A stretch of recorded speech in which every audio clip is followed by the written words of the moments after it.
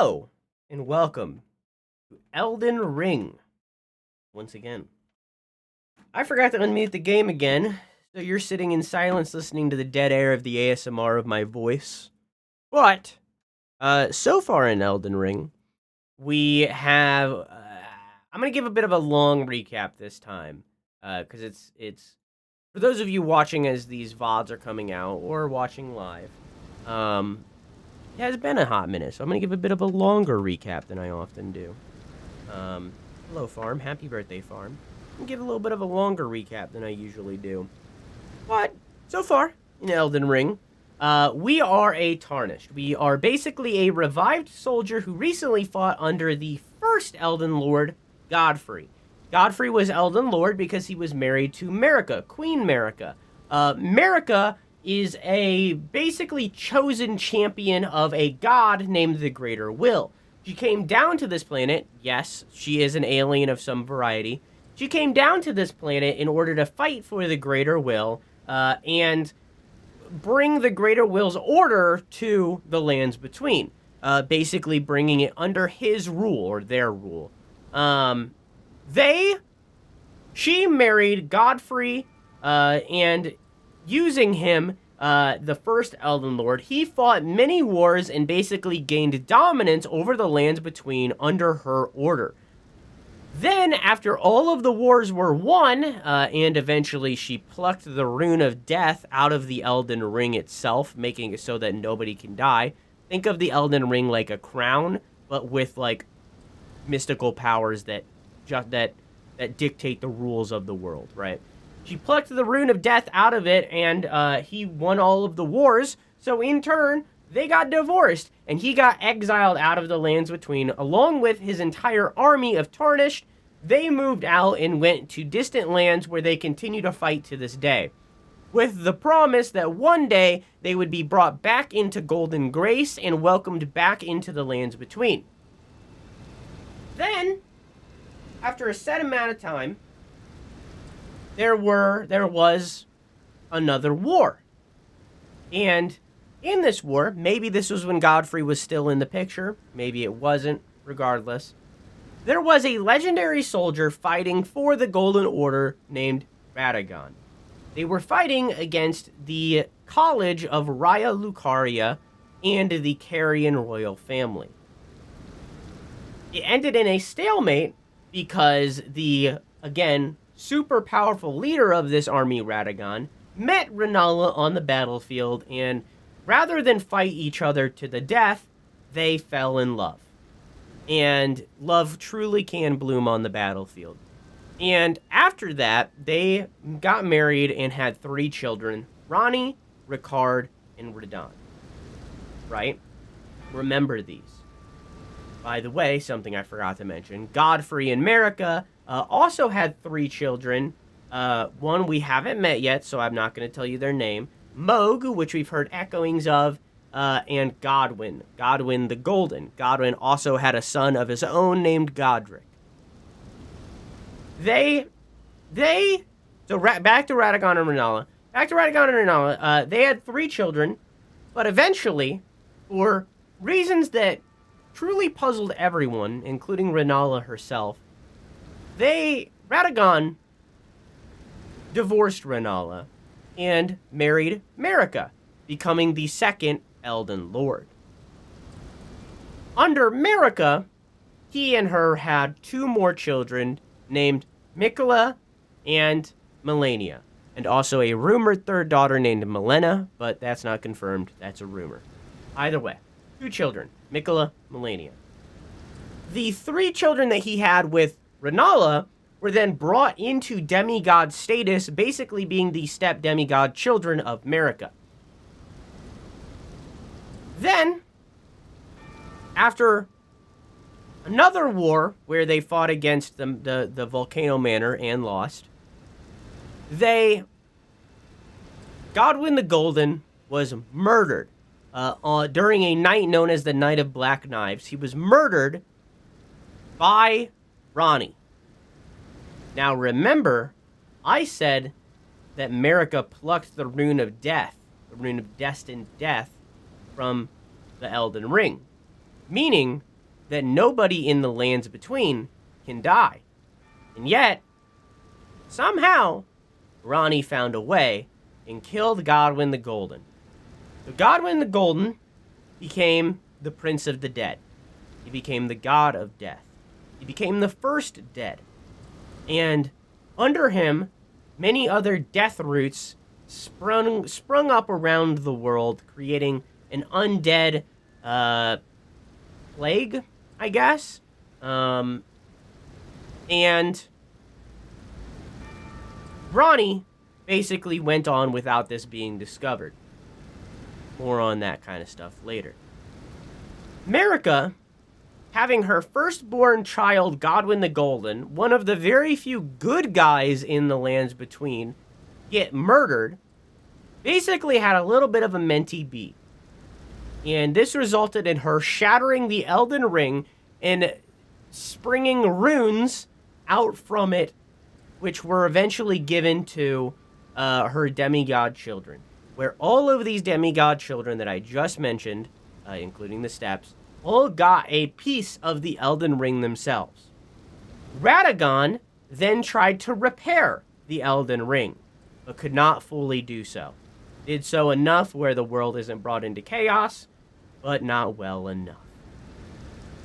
That is basically where this game begins, because following that, the Greater Will basically said that one of these demigod children need to take up where Radagon and Marika failed, and they need to repair the Elden Ring and become the next Elden Lord, in order to bring on the Greater Will's vision into the lands between, as Marika was failing to do so. However, they also failed to do so. They fought each other, they tried to get these Elden Rings, they tried to become the next Elden Lord, some of them tried to take up Marika's place as Empyreans, more on that later, but it ended in a stalemate. None of them successfully took up that reign. So in turn, the promise that Marika gave to the Tarnished all those years ago got put into action. And the Tarnished were essentially revived and given the light of grace, where using a fire maiden or a finger maiden or just a maiden, they were going to be able to fight for the right to party and also become the Elden Lord. By defeating these step demigod children that have now fallen out, or just demigod children, that have fallen out of grace, collecting their runes, repairing the Elden Ring, and becoming the Elden Lord, and bringing forward the Golden Will's vision in its malleable form, which we decide. That is basically where the game began. From there, we fought against Godric. Godric the Grafted, defeated him. Once again, grandson of Godwyn, runt of the litter, killed him, beat him, got his rune. We fought against Rennala. Defeated her, did not kill her because that wouldn't be right, but got her rune all the same. We fought against Radahn, once again, one of the good guys of this story, who is a massive hulking man who learned gravitational powers just so that he could ride his scrawny little horse, Leonard, and also stop a meteor from crashing into his favorite town, Celia. We defeated him. The meteor fell, not on Celia, but nearby. And now we are able to access the depths of this world at the request of Ranni, who we've met, haven't fought, haven't defeated, haven't gotten a rune, but we met with her and have talked to her and are actually working for her in a way. Did I miss? Oh, there's also a bunch of side quests happening, like Saluvis, I think is his name, who is under the service of Ranni, but is trying to betray her. We've declined that and are not going to betray her. There's Hyetta, who is eating Shabriri grapes, which is actually people's infected with Fury eyeballs. Fury is another outer god, so there's Greater Will and Fury. That's what you know so far. There's, once again, Mohg, who follows the Formless Mother, another outer god. There's Millicent, who is in a way, a daughter of Rot, as she was basically a baby sitting in the rot swamps of Caelid following Melania and Radahn's fight that caused the entire area to become a scarlet rot swamp. Scarlet rot is basically just poison, but worse. We've been following her storyline. There's Nefeli Lu, who is the adopted daughter of Gideon Ofnir. Gideon Ofnir, another Tarnished trying to become Elden Lord. We've been following her storyline. And trying to learn who she is and how she is. Also one of the good people of this story. We have been following... We followed Dung Eater's storyline and killed him for Seluvis, but just to get him out of the picture, basically, and make it so that Dung Eater can't defile the corpses of anybody anymore. But unfortunately, it cost the life of sweet, sweet prawn boy Boggart the Blackguard. What else have we done?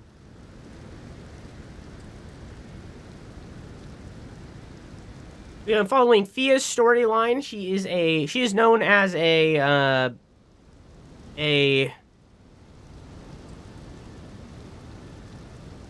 she cuddles dead people to give them life again. She basically she basically cuddles a corpse and is like using the power from other people's corpses or whatever. She basically gives them life again. I don't remember what it's called, but like, we're following her storyline a little bit. She killed a dude named D, because D wanted to kill her, basically.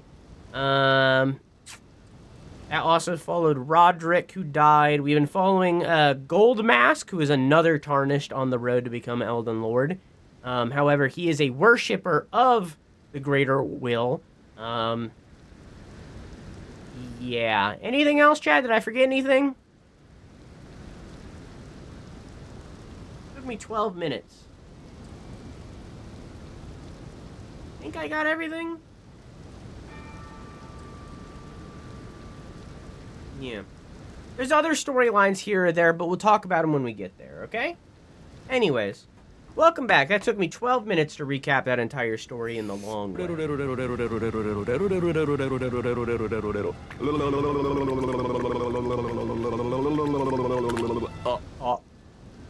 How you doing, Farm?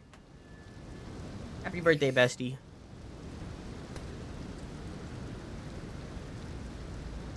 Oh, God, that took me a hot minute. God damn. Oh my God.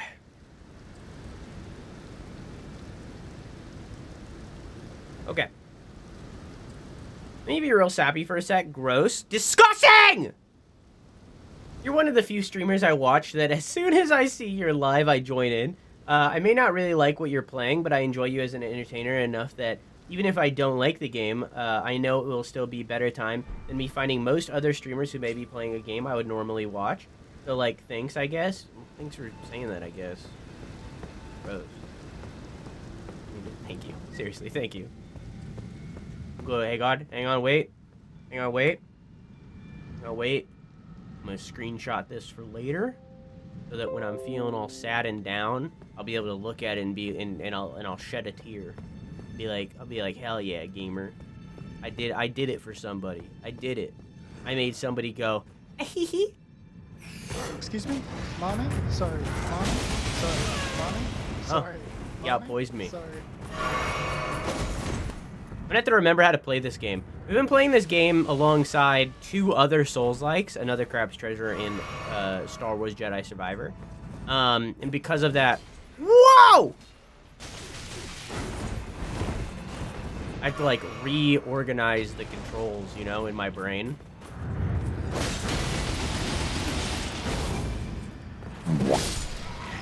Whoa! That guy died all sad. Okay. Boink.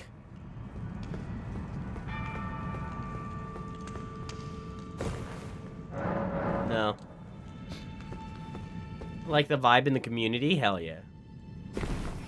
Now make me go... Got two! Oh. How did you get that twice? How did you double dip? You just double dipped! That's fucked up! You got all your saliva up in my alerts!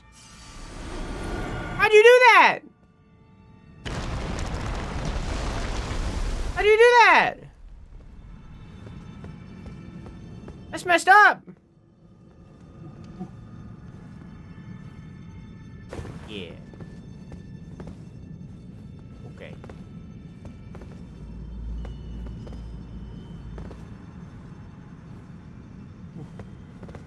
Okay. Alright. I thought this was like a torch or something. It's just a platform. Okay. Gotta be careful. Gotta be careful. Let me take a sippy just in case. Then. Ooh, I almost missed. Okay. Is this a run? No, okay, I'm good. Thank you for the prawns. Hi.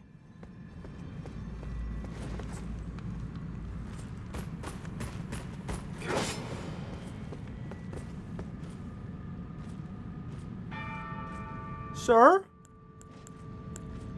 We don't have to do this. Ah!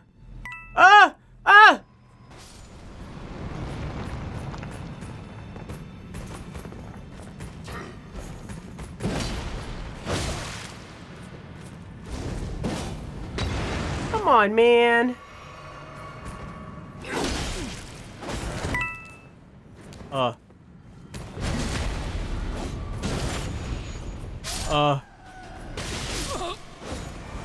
Okay. Well. Just Twitch's favorite little bitch tonight, I guess. What does that mean?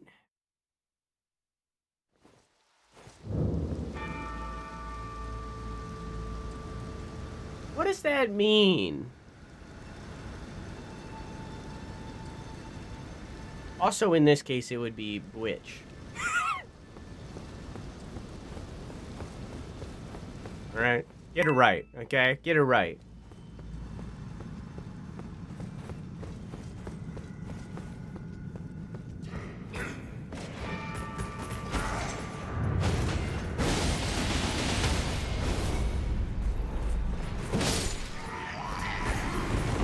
No. Okay.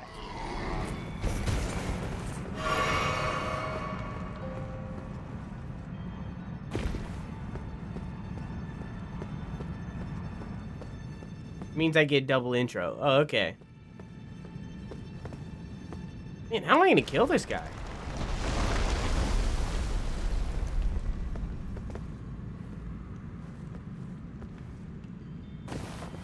Okay. I missed.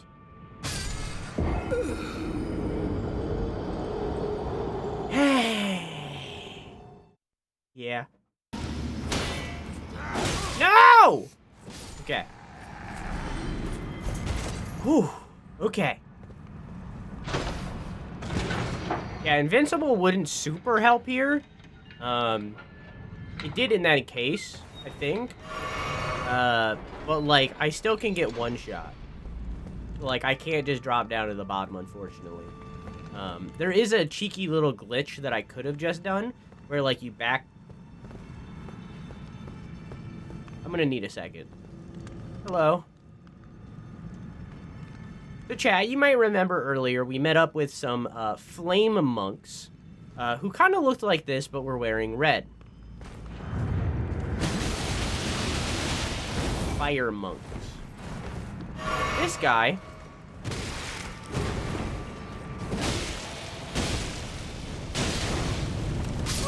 fuck. This guy is kind of a version of that, but he does not follow the fell god that the fire monks follow, the fire giant god. They instead follow a different god, a god of death, a previous enemy of America, who America has long defeated. but once, at one point, was the ultimate threat. I'm dead, I'm dead, I'm dead, I'm dead, I'm alive.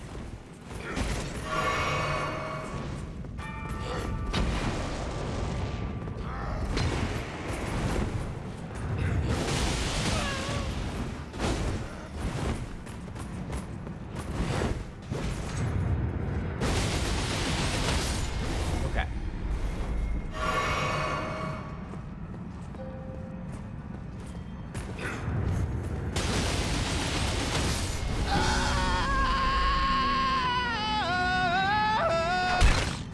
Oh, jeez. Welcome back, dude. I'm gonna beat up Drew. Tell me what else is new. So I just noticed this. Where does this ladder go? I didn't see this ladder a second ago. Still in a dream. Snake eater. Bum, ba-dum, boom, bum.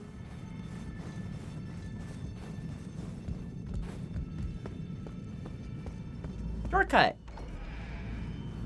Back down. Head down.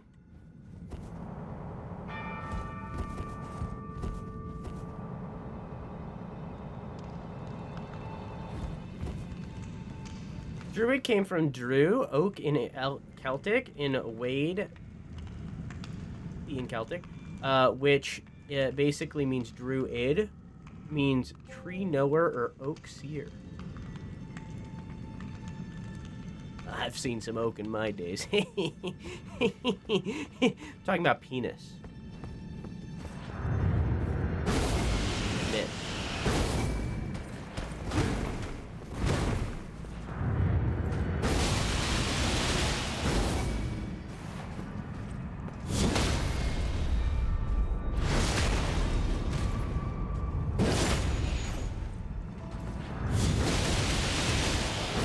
Here we go. We'll see if we can get some of their gear so that I don't have to fully recap their lore or story and we can just instead read what they give me. 'Cause he's like, I know their story. I know about, like, the god of death and so on and so forth and, like, the previous enemy of America, but I don't remember their names.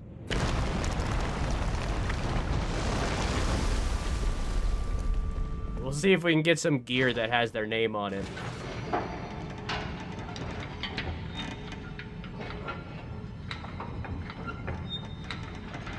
Your name was Celtic. Your name would literally mean oak.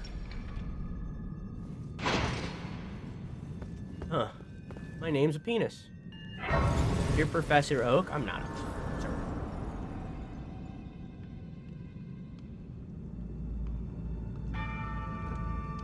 Okay, cool, quick. All right, I misunderstood what you were going, what class you were talking about. Got it.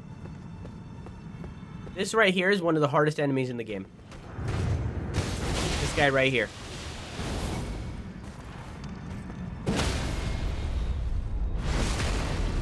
Yep. This guy right here. Hardest enemy in the game right there. Anyways, here's a prediction. Didn't drop anything, right? No, okay, cool.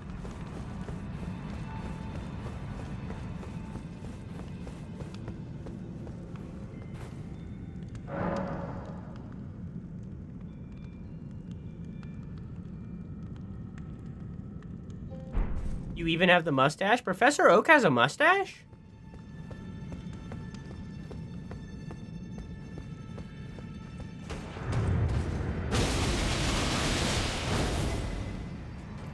He doesn't? I feel lied to.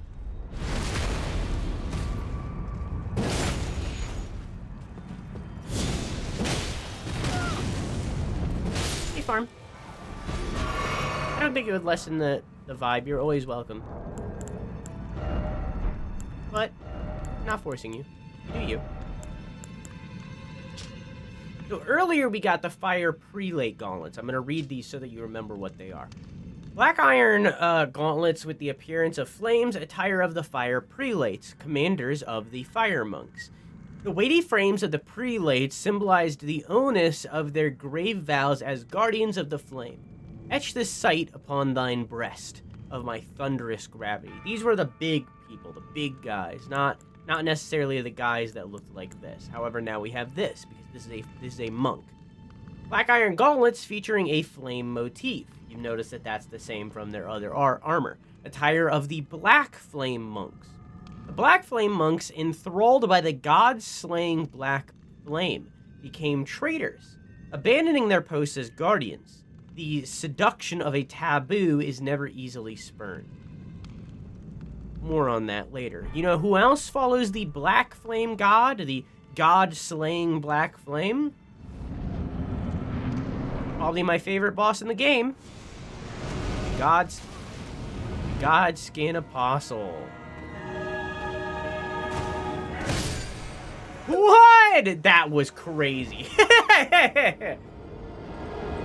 God damn.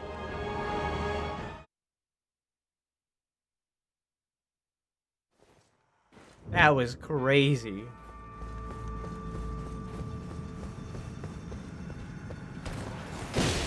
Did he have a mustache? Maybe it was just like, if it was on like the cards and stuff, then like the place that would be is Pokemon Red. Original, not Fire Red. Original Red.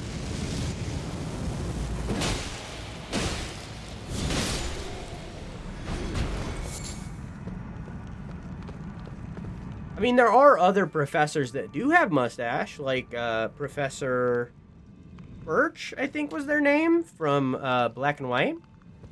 Like, he has a mustache.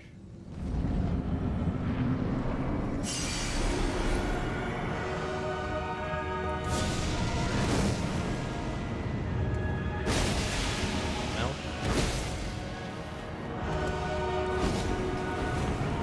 Helicopter dig. Meat spin.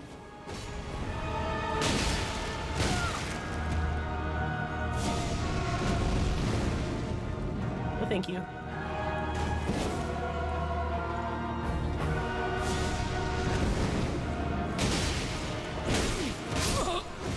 Two.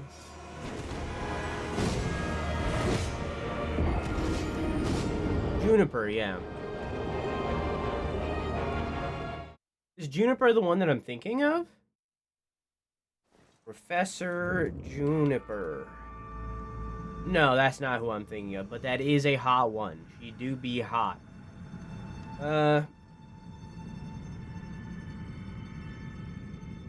Is it Elm? No.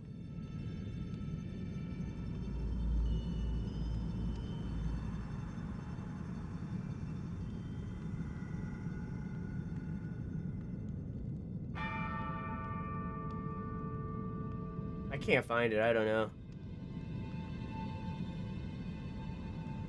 I was thinking of the one from the show. Let's see if I can pull this up without messing things up. What's this one's name? This is the one I was thinking of. What's this one's name? Is this Rowan? No, this is... Is this Rowan? But this is who I was thinking of. It is? Okay. That's who I was thinking of. Cool. Oh, my bad. There you go. One I said. Okay, cool.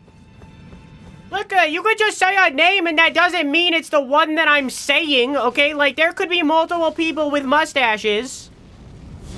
Okay? Like, I don't know.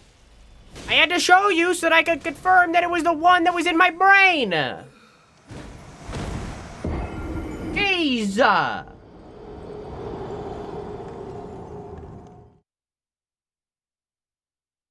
Jesus!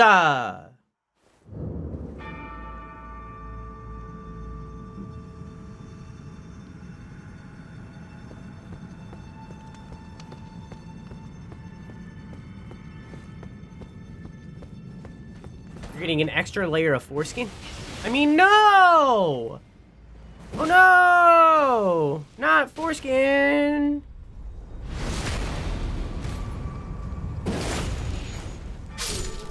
Black and white, and she doesn't have a mustache. I don't know! I was thinking of one specific one! I haven't played these fucking video games! What did I look at? Oh, yeah. Yes, this is the enemy that uses the foreskin peeler, which is right. Where are you? There it is. The foreskin peeler. The circumciser. Unique twin blade wielded by the Godskin Apostles, characterized by its disturbing design. One end features a sickle for slicing attacks, while the other boasts a winding spike for boring into flesh. Much skill required to wield this weapon due to its asymmetrical nature. This is the item. This is the weapon that I used throughout my entire first playthrough. I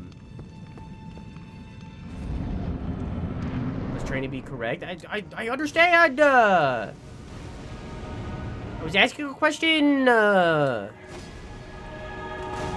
missed. This is attempt 3.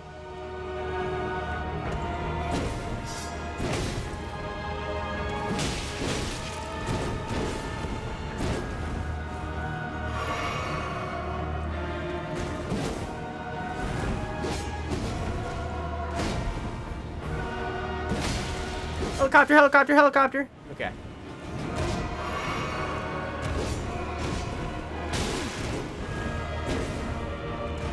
Yeah, that's fair. No.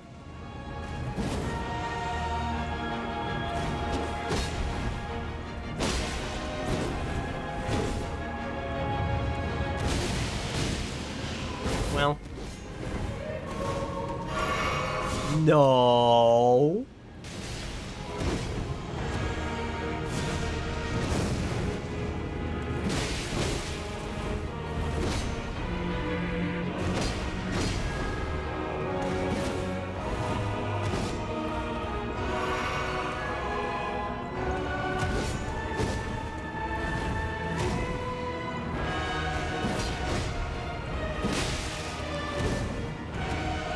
God, this song fucking rips.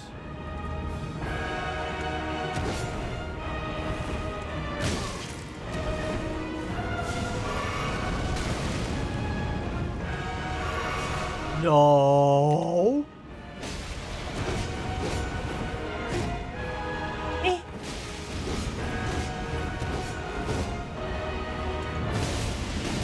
I'm dead.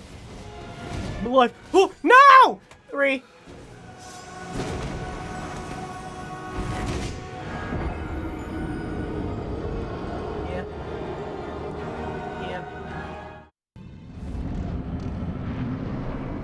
Oops.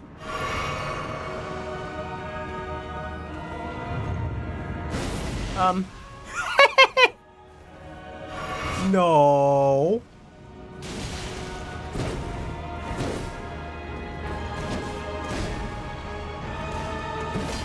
Dodge.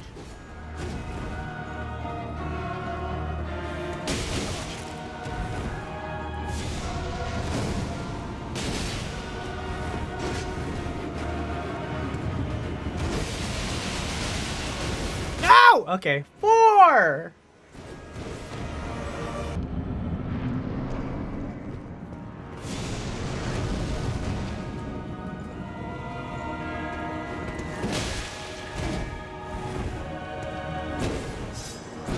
Oh.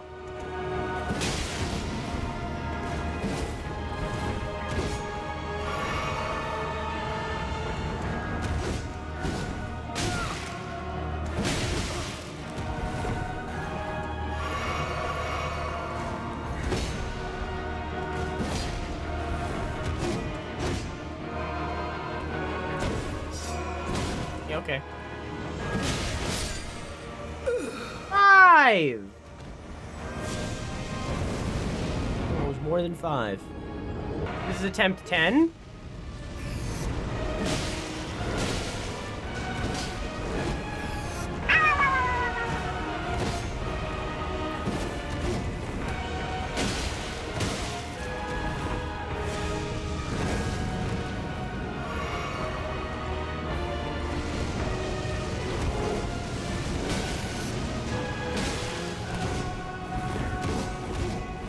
That was scary.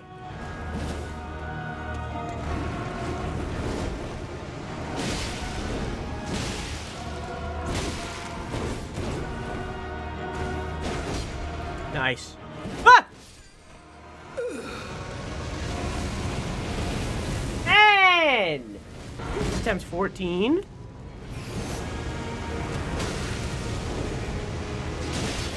I'm dead. No!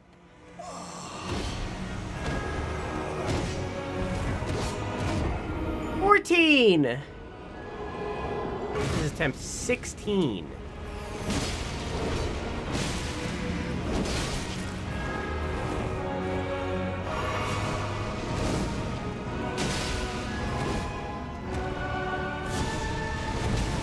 Okay.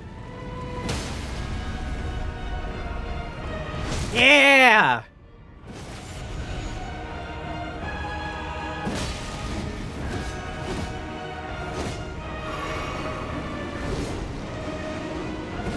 How did that miss?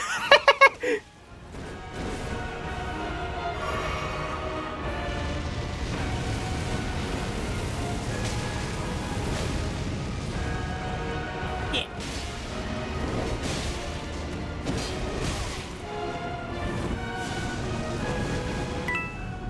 No!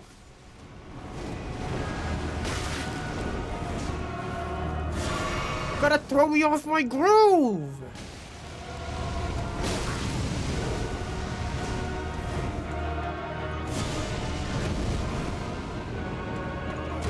You threw me off my groove! 16.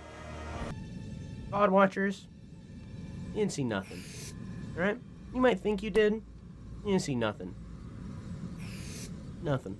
This is attempt 19. I'm sped up right now. Man, fast player lasts a long time. I feel like we should reduce this.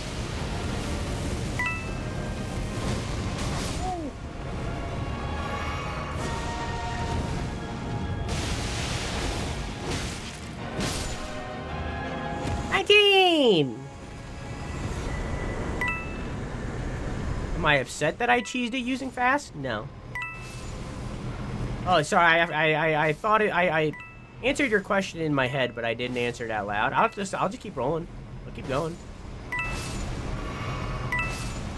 We can do this forever.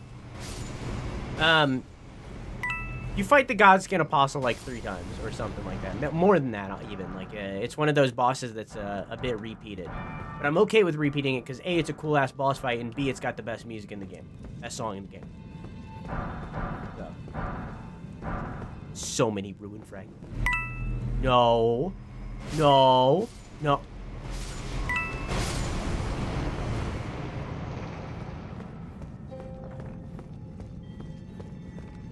Oh, and I also didn't answer this question earlier. And I remember it. God Slayer Greatsword.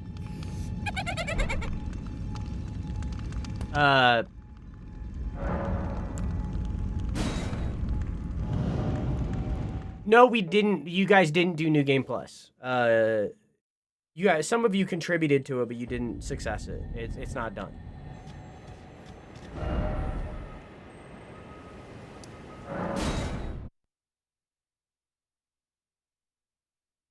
So we're still, oh, I forgot to end it. So we're still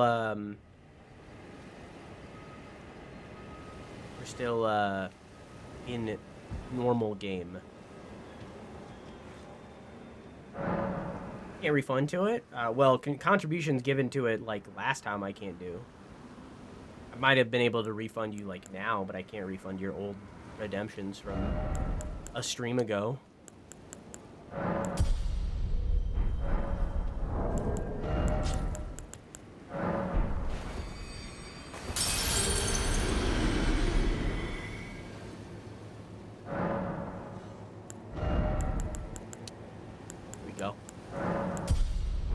I don't think I'd be able to get up to 50k using this. Okay. So we did that. I don't have a to-do list today, chat. What could we do? What could we do? What could we do? Could go down again. Maybe that's what we'll do. Maybe we'll go down. I'm going down. I'm yelling timber. Remember we stopped doing the Volcano Manor for some reason.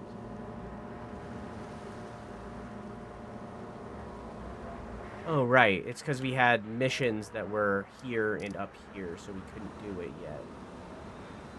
That's what it was. So we were holding off on doing Volcano Manor for a while. I guess I could get up to the door. Chat. Volcano Manor, or do you want us to go down? Do you want us to go underneath the Earth's crust? Volcano or down?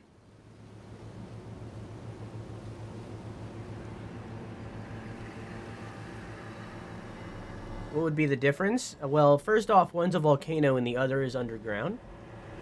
The other is completely different enemies, completely different allies, everything. Everything. The difference is everything.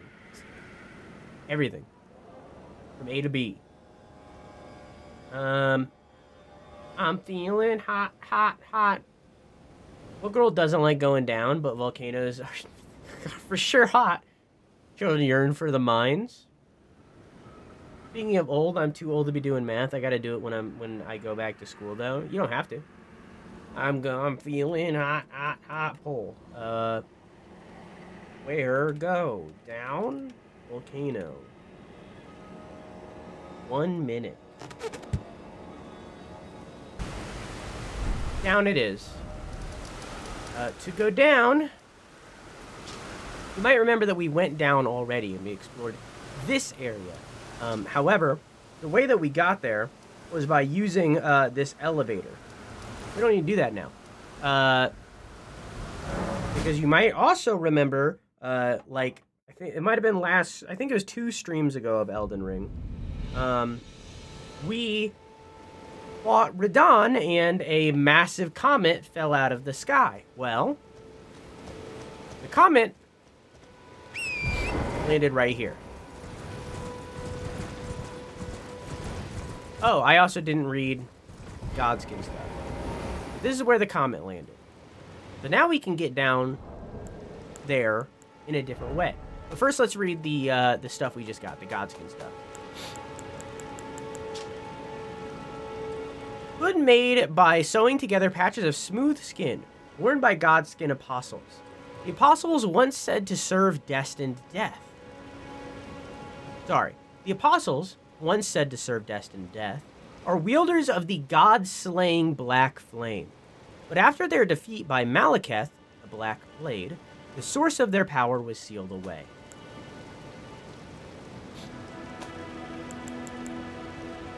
So Malekith is a character that we haven't really learned anything about so far. The character that we haven't really heard of so far.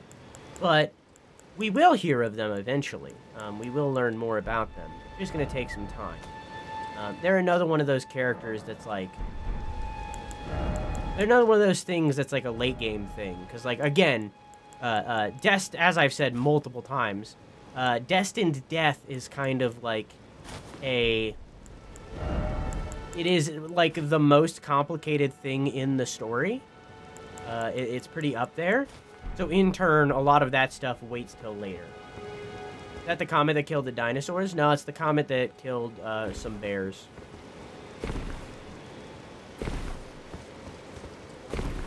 So, a couple. It was gonna destroy a whole town, but instead it just killed a couple bears.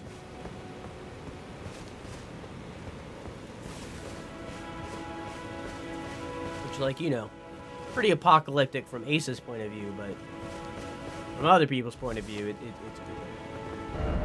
There's traders taken care of. Onwards to Nokron. Then, go on, I'll catch up. Okay. Traders to take care of. Raiders to take care of. Raiders take care of.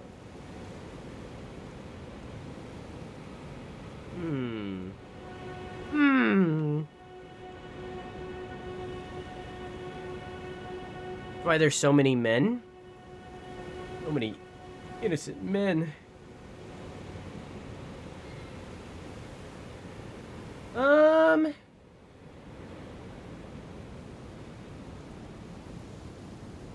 One moment.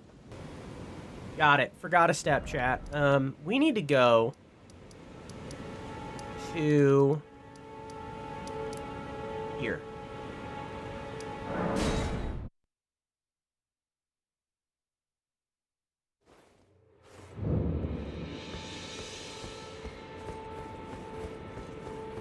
So many innocent men.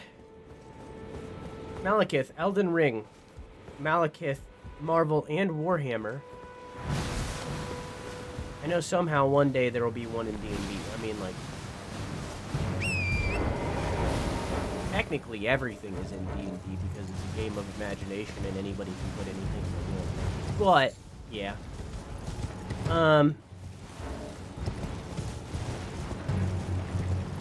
I don't know the Malekith from Marvel. I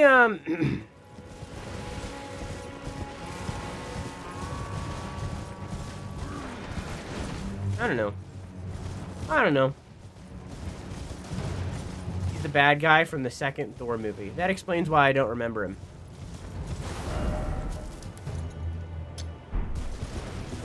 Yeah. That's a pretty good reason of why he's not in my memory. Similar to almost the entirety of the second Thor movie. Yeah.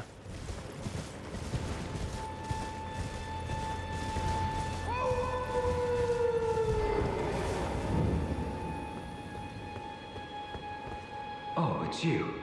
It's me, Blythe. Old E.G. trapped me here. Told me I'd bring naught but bale to Lady Rani. But there's no chance that could happen. I'm part of a being. A very shadow. I thought old E.G. knew as much. Honestly, I don't know what's going on anymore.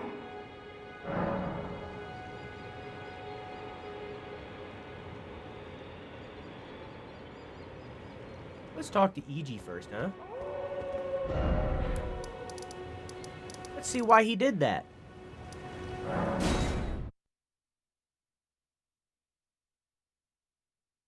Let's see why he did that.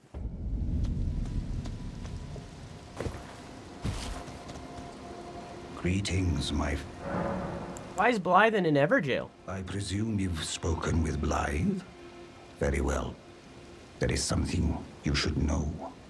The Two Fingers gave Blythe to Lady Rani as a faithful follower. Her very shadow, incapable of treachery. But if Lady Rani, as an Empyrean, resists being an instrument of the Two Fingers, the shadow will go mad, transforming from a follower into a horrid curse. But such is his destiny. In such matters, Blythe's own thoughts hold no weight. It pains me so. But he must be neutralized. For Lady Rani's sake. So an Empyrean, basically, to sum it up, means that he... It basically means that he is a... Sorry, she. It basically means that Rani can take up the mantle of being Marika, right? It basically means that that she is a god that can take Marika's place. While we are in a potential Elden Lord, and we can take Godfrey and Radagon's place, we can't take Marika's place. Essentially becoming the Elden Lord right now would mean that we would have to functionally marry Marika in order to become the Elden Lord. Rani and Mikola, by the way, are both Empyreans. So they can take Marika's place and become the basically chosen god of their greater will. ascend to that level. Empyreans are often given a shadow for Marika herself. That shadow was Malekith, the character we just learned a little bit about. For Ranni, it's Blythe. I don't understand. Why would E.G. do this? I could never intend harm to Lady Ranni. What was he thinking? But because Blythe was given to Ranni specifically from the Greater Will, or the Two Fingers, E.G. doesn't trust Blythe. E.G. thinks that Blythe is going to turn against Ranni because Ranni is going against the Two Fingers. Ranni doesn't want to ascend to replace Marika. Ranni wants to undo the damage that the Greater Will has done to the world.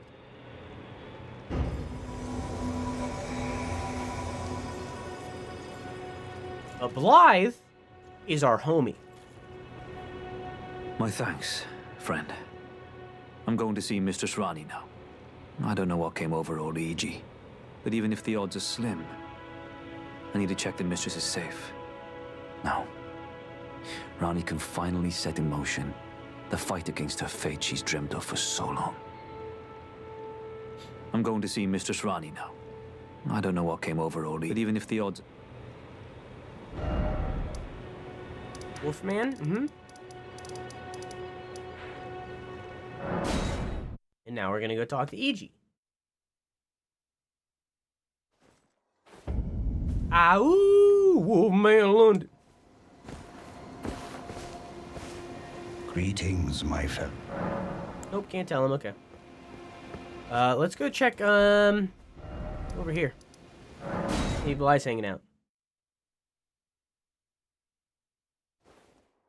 So basically, E.G. lied to him, and said that there were, that a traitor has reappeared inside of that Everjail or something along those lines. So he went in and trapped him.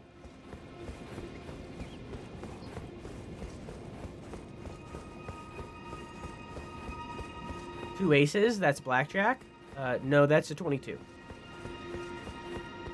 Catch. Is he up here? Yo, Blythe, where you at?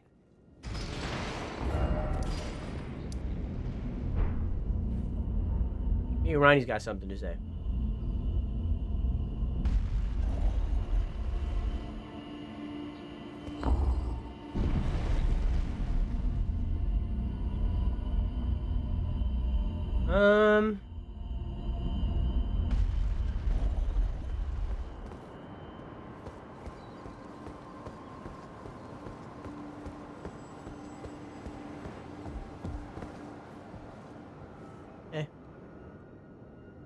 He's still sleeping.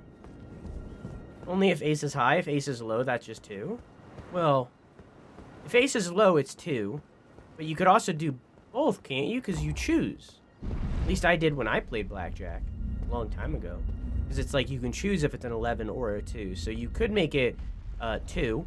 Or you could make it 13. Or it could be 22.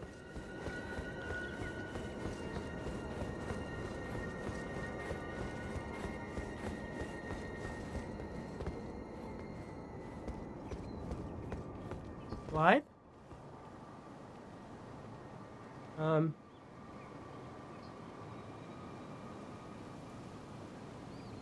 second. Hi, doggo. How are you? Now we're back here. Now we can go down. Now that we've saved Blythe.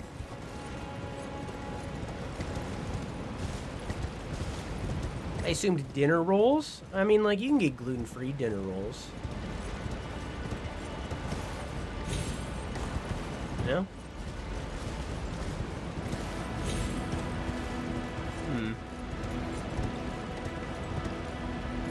Now, how do we get down? I almost fell.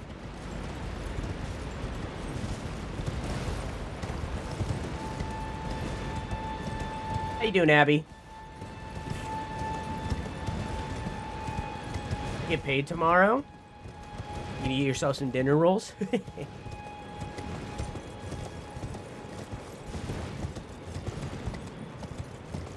Down. Good. The chat, because gravity's weird in the lands between and in this world, and gravity is associated with the meteors that crash, it causes rocks to float and stuff like that. Many things are meteors, and this could be one too. Like, the Fellstar beasts that we fought before, those were at one point meteors that crashed down into the planet. Like, there's a lot of things that can be meteors, that crash into the planet. There is a theory about, what this meteor specifically was, beyond just being a rock, but it'd be spoilers for me to talk about it right now, so we're gonna talk about it later. Okay? Well, we've already been down here before, from a different angle, from a different spot, but we weren't able to access the top side of it, which is kind of like a floating city kind of thing. For my Outer Wilds besties, you might remember. How are you, Drew? Doing good! Had a bit of a catastrophic error earlier, but hey, it all worked out. Reminder chat that everything is 25% off right now. In fact, I should probably make that part of it. Hang on. Hang on. We have to have this too. Hang on. All redeems 25% off. FCC related and Twitch vaults. There you go.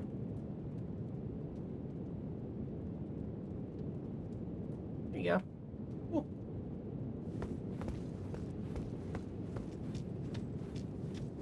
Yoink. Man, I've been at the casting couch for a really long time, it feels. All redeems are 25% off. That's what I said. I didn't, well, I guess I did technically hear because I said, but...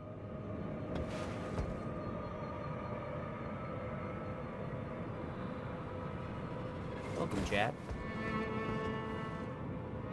To honestly one of the saddest areas in the game.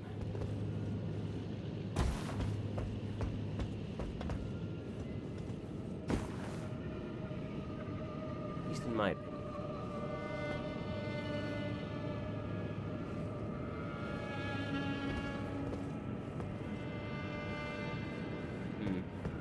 What if I can make that jump?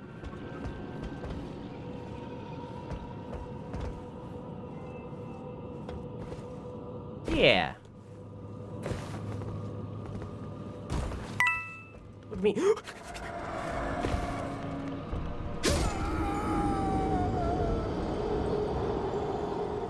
There was a hole. There was a hole. There was a hole there. There was a hole. Okay. Attempt 2.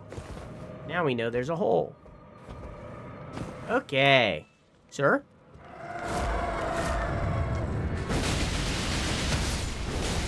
No thanks. Pass. Yoink.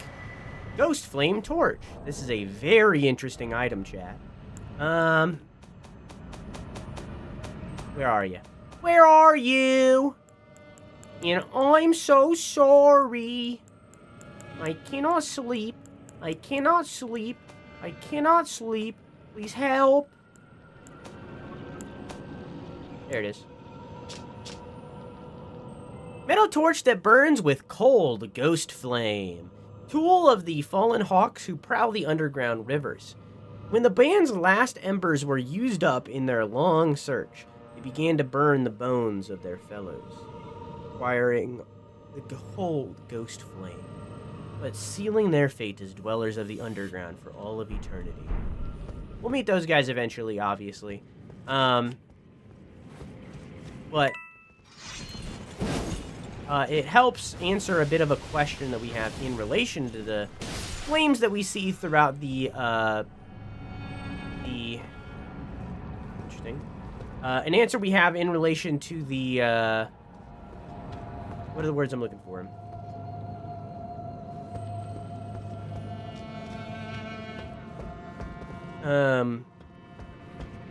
In relation to the catacombs with the cold blue flames that burn in there. Those are due to the proximity to the dead.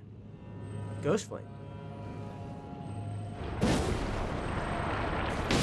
And these things, believe it or not, are, once again, for the third time in this game, Albinorics. But in a different kind of way.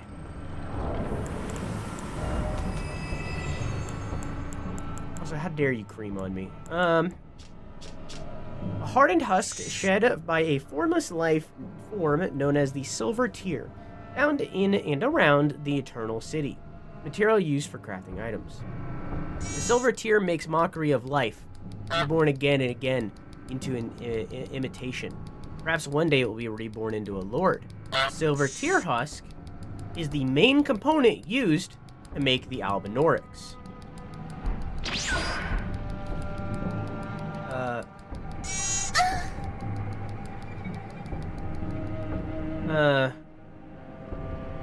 I wasn't looking at chat for a second there. I admire Elden Ring, but didn't finish it. I didn't get the story. Also new to watching streams. Hey, is there a way you is there a way I can start watching from where you began? I have two. I have two YouTube channels. One's a VOD channel, and the other is a video essay channel. The entirety of the playthrough is up on the VOD channel. The whole thing, including my first playthrough. So both my first playthrough and my second playthrough, which this is, are all on the VOD channel.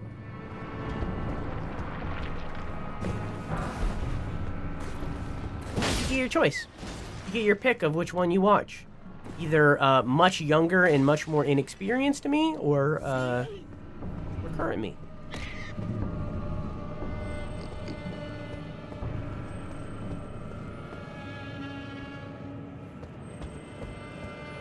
Okay.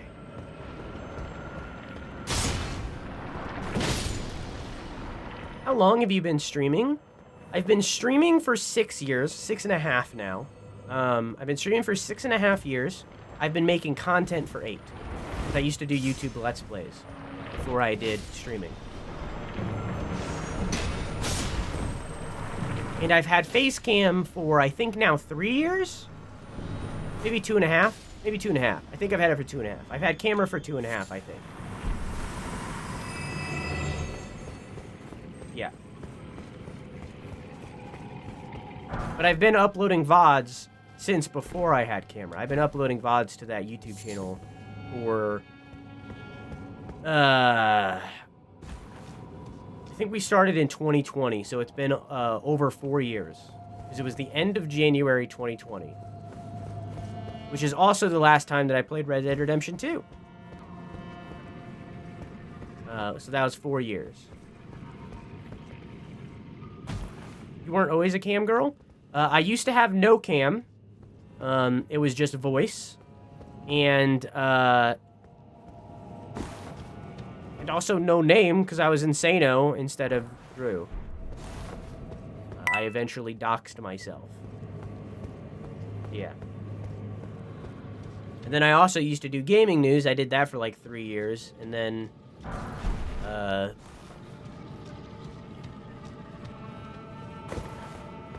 now I'm making video essays, which I much prefer.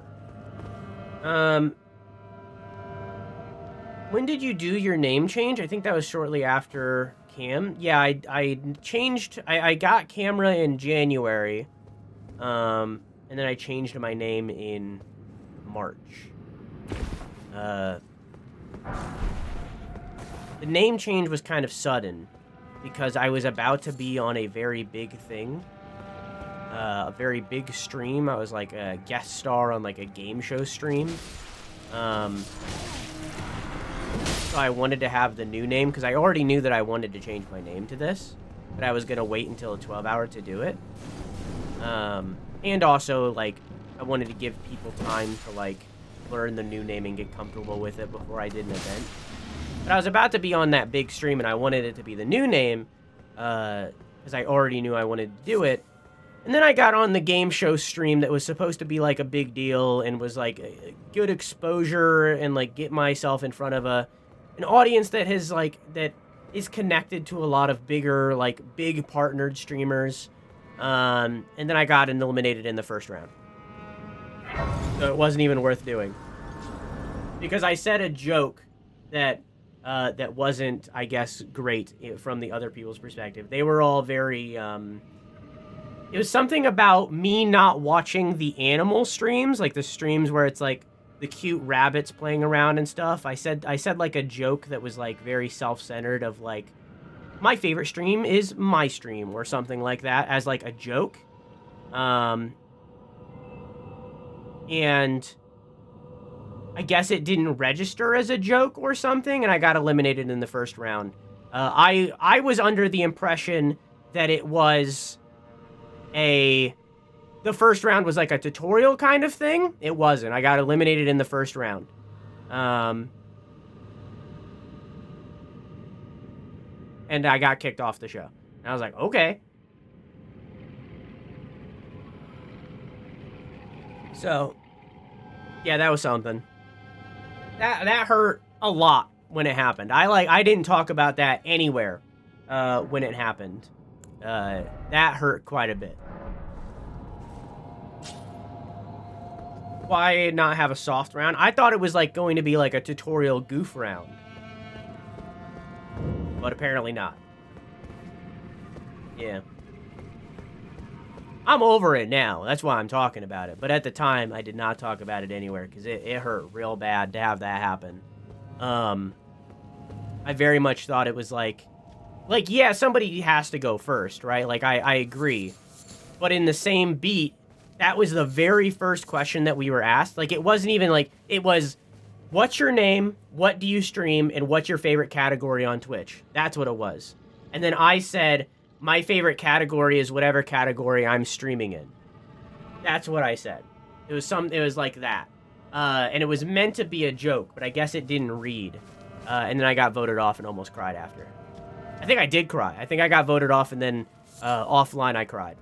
Because it was like, I built up this, like, this event in my brain. Like, I changed my name right before it because I wanted the exposure of it.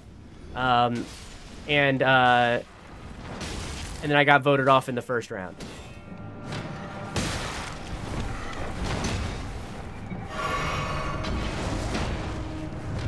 And haven't spoken. I spoke to one person that was in it after, because they were pretty chill. But everyone else I removed because it was like, that was such a bad experience. Like, to me, and I know this is coming from a point of, like, selfishness, because it's like, I'm the one that got voted off, you know? But to me, I looked at that as, this was a bad event, and this person doesn't know how to run a good event. Because, like, let's be real. Like, let's be real. That answer, that was me being a heel. You know, that's what that was. That was me being a heel. Every good show needs a heel. You know what I mean? Like, they're like, heels are like 70% of what is good about WWE and wrestling, you know? A heel is like a person that is the bad guy of the story. It's the person that, like, you hate to root for, but, like, they're so good, you know? That's what I was aiming for, you know? Because that's what that was. That was a heel answer, right? But instead, I just immediately got voted off. Yeah, it's the antagonist kind of thing, yeah. And that's when, like, that was also the point where I realized that my comedy, at the time at least, it softened a bit, but not really. A lot of Americans can't handle my comedy, because everybody on the show was American. It was an American show. It happened at like 3 p.m. or something. Like, that's when I was like, okay, Americans don't get it. Not all, but a lot. And I was like, okay. But yeah, that was such a bad experience of like getting voted off on the introductory question. You know? Like, if it was like, what's your name, what do you play, and then the next question, then I would have been like completely fine with it. You know? I would have been like, yeah, I'm okay with getting voted off here. If it was the next question, it would have been like, yeah, okay. But instead it wasn't that. It was first round, voted off. Like, I woke up early for that event. I hyped it up, and like, I just immediately gone, and I was like, all right. Yeah. Why did I start talking about this?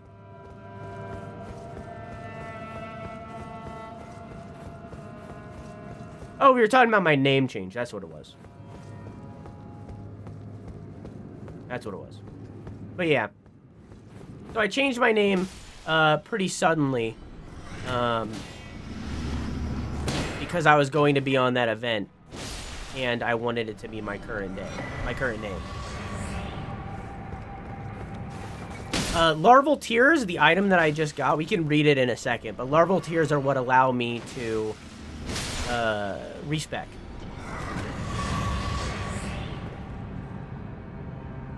Can we review the footage? We can destroy them? Nah. I'm not saying their name for a very good reason. Because I believe that event was bad blood in a way of like, I feel was that I feel extremely disrespected by the results of that event and the fact that I was never contacted again, right?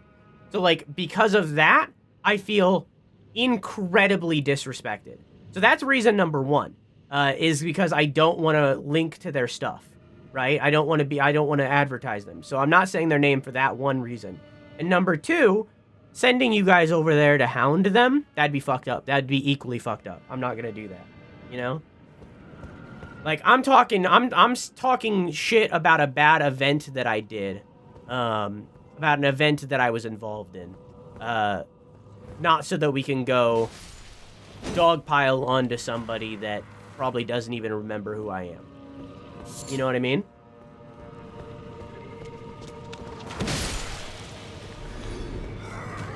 I'm not shit-talking a person, I'm shit-talking an event that they ran. You know what I mean? Does that make sense?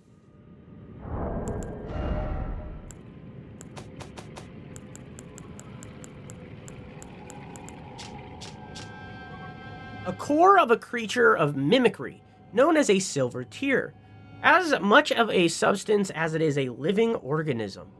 Material required by the amber egg cradled by Renala, Queen of the Full Moon, to birth people anew. Being born anew allows the relocation of attributes boosted by leveling. Excuse me.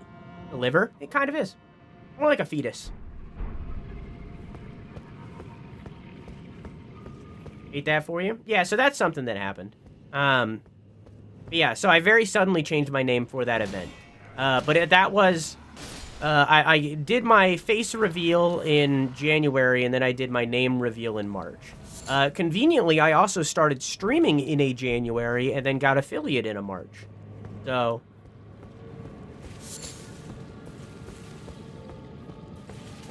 you know.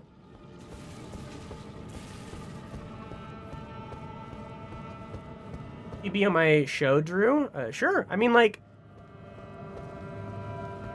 the thing is, like, when I look at that event, like, again, I'm not shit-talking the person. I do feel, like, disrespected by them. But, like, I'm not shit-talking them as a person or their content that they make or anything along those lines. Like, they're probably a decent person. I was just, like... I'm sitting here with, like, 20-something viewers, maybe 30-something on a good day. And... so, like, I'm little fish in comparison to the people that they care about to have on that show. You know, so it's like, I don't care from that regard. It's like, it's just, I know how to run a good event. You know? I've been doing it, like, be that involved with other people or myself. I know how to run a good event. I know how to make a show good. That's not how you do it. That's not how you do it. You know what I mean?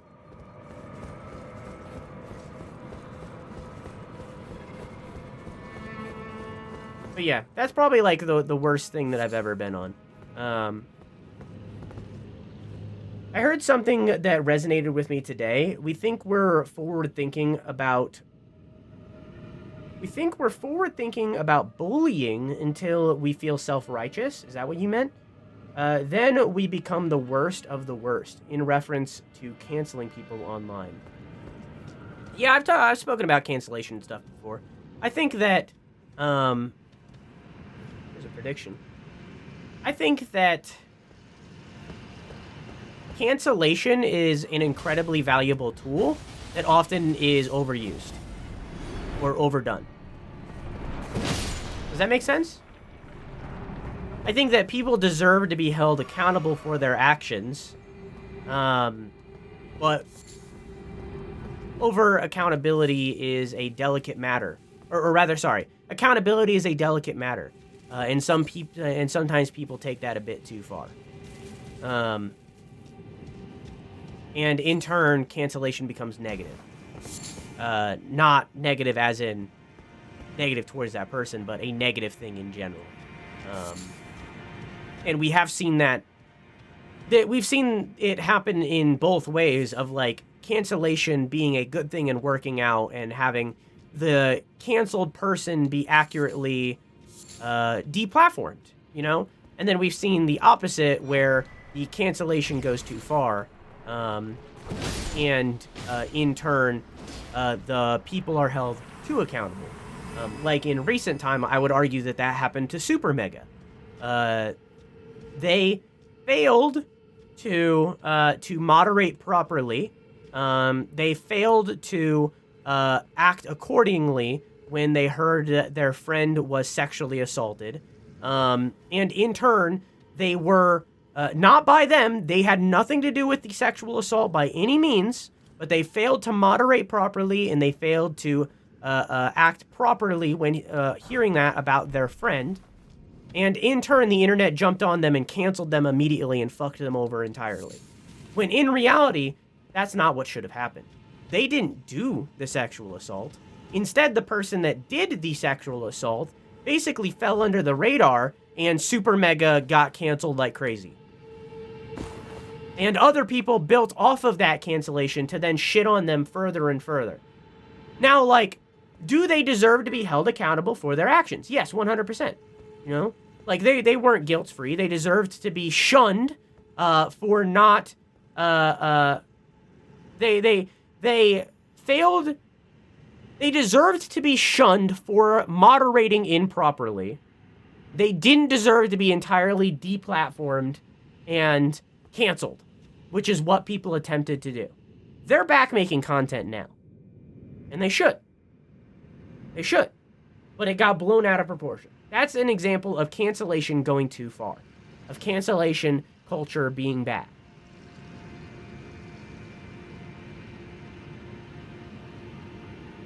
You know? Back to lore through soon. I mean, we're playing right now. Yeah, I'll talk more lore. Speaking of lore, sorry, you caught me in a real talk. I got on a real talk, alright? I started talking about trauma.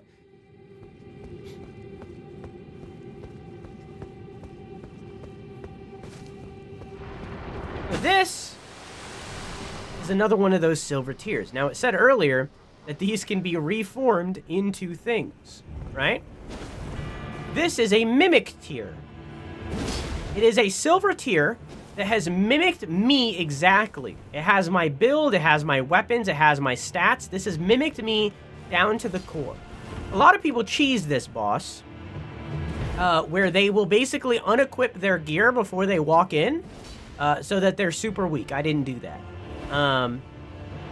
Now he has my gear and my build. This is one of the abilities of the silver tier stuff and the larval tier stuff. Another one of the abilities of the silver tier and the larval tier stuff is the fact, again, that the Albinorics are to some degree made of this mimic tier and of these silver tiers and so on and so forth. They have the ability to grant life. They also have the ability to born people anew, as we read about the larval tier. They have the ability to change a person's attributes. Oh, I'm out of stuff.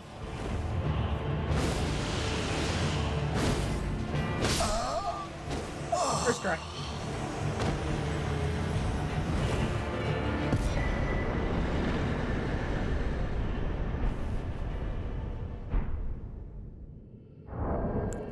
And that gives me a where is it? Where is it? Did it not give me it? I seen it give me oh, it gave me a larval tier. That's what it gave me. Right? Give me the larval tier and the hat. Am I wrong?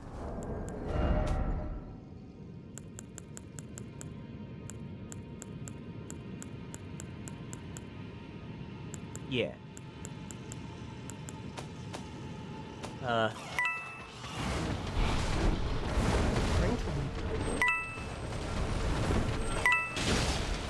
Trying to read the lore right now? Excuse me? Excuse me, I'm reading the lore? Excuse me. Excuse me, I'm reading lore. Excuse me. Excuse me, I'm reading lore right now.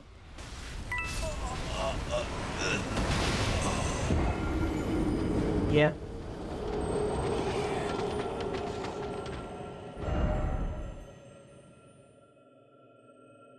You're fine. I didn't think of it as a insensitive thing.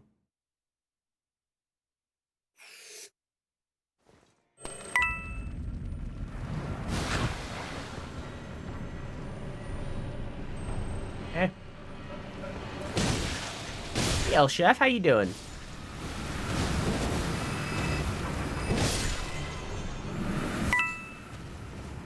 Can I sit down yet? Oh.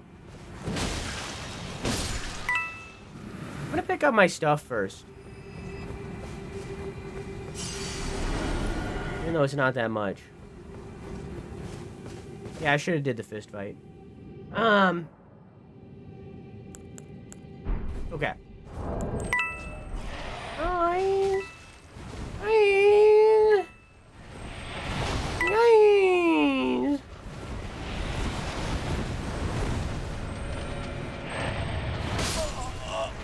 Nice. A little more loud. Nice. How you doing, Jimmy the Panda in Shininsky? I'm gonna beat your ass, I swear to God. Hey, Chompers, how you doing? Also, Zay Lopez. Boy,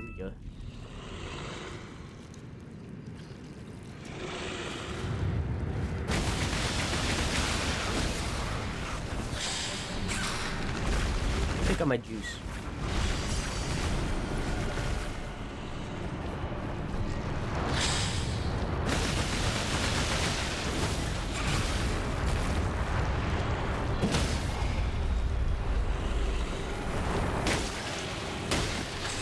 Missed my chance to hit him in the octopus.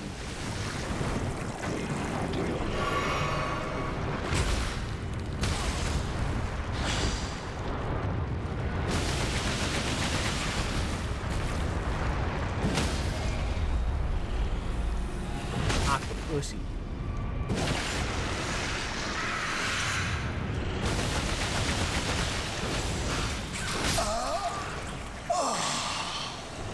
Yes, Nokron time. The second person to come in and say that, and I feel like you're really showing the rest of chat that doesn't know that this area is anticipated.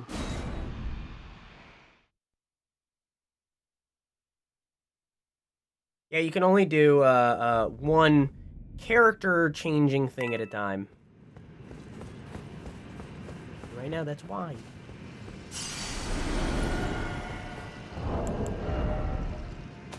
Where is it? There it is. Mask fashioned from the corpse of a formless silver tear, supported by its hardened shed husk. Greatly increases arcane to the detriment of physical attack power. To imitate the imitator is a cunning play indeed. Get naked, bitch. All right. Oh, you meant in game. My bad. My bad. My bad. My bad.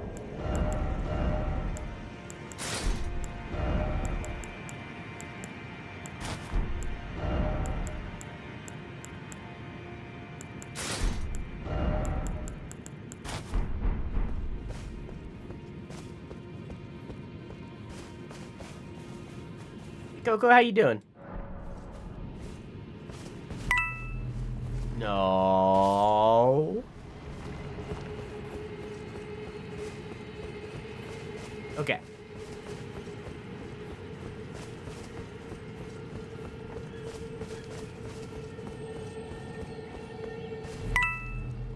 No.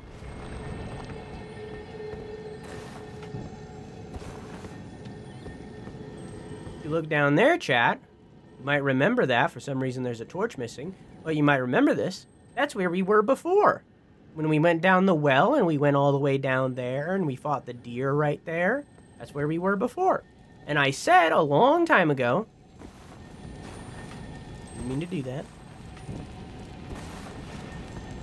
Right there's where the DLC starts.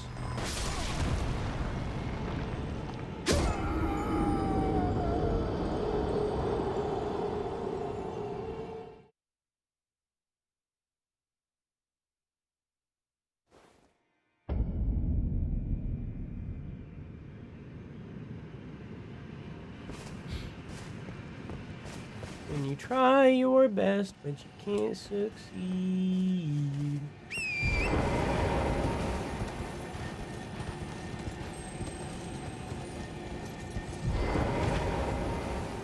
Oh, go, that's too much. That's too much right there. No spoilies. I simply say that that's where the DLC starts. I say nothing more.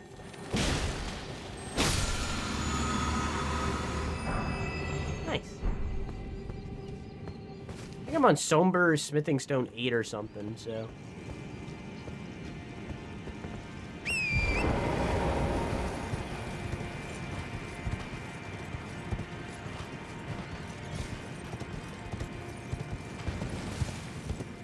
We kind of missed it earlier. But usually, right there, right in the center of the screen where my helmet is right now, we would have met up with Blythe and had a little extra dialogue, but we missed it. We missed it. It's okay. It wasn't much.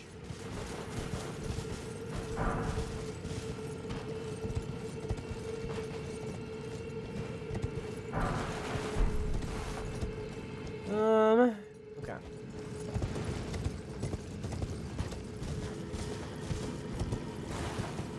This area is pretty, it's pretty. Imagine back shots here. I don't know what that means. The sky has, it's not glintstone, but it's stones that mimic, stars. There's a reason for that. Discuss soon.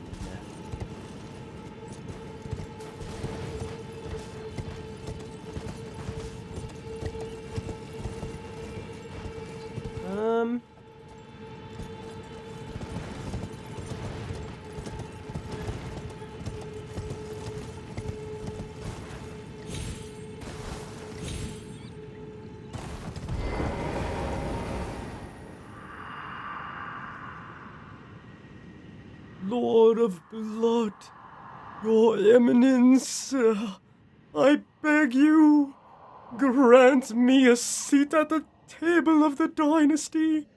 Long live the Mogwin dynasty. Long live the Mogwin dynasty. Ghost.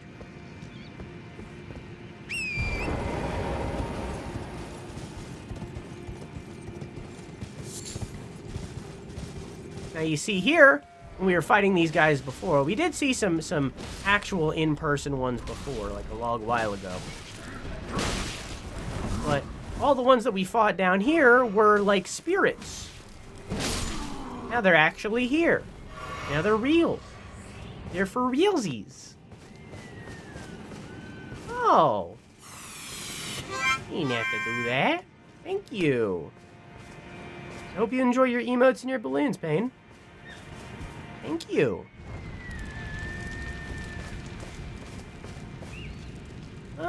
So we can go down there. I don't necessarily recall where things are. I know if we go down there, we'd probably have to teleport up. Bucket, cowabunga.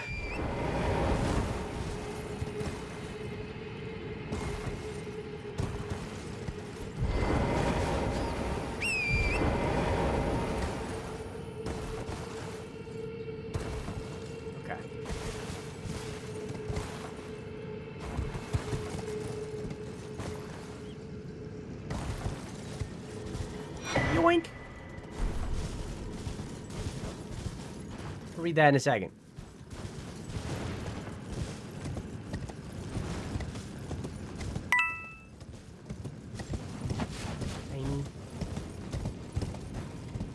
I love the small head redeem because it just makes my head look normal.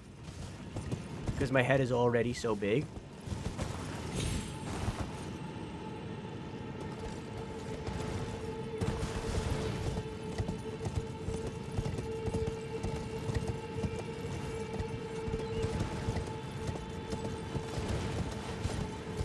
Yoink. Nice! Smithing stone, get! I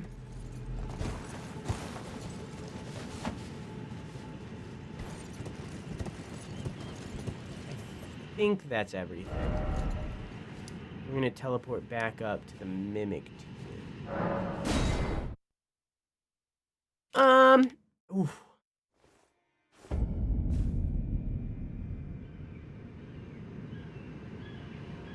Have you ever seen, I think it's Elden Ring Reforged? Yes, I have.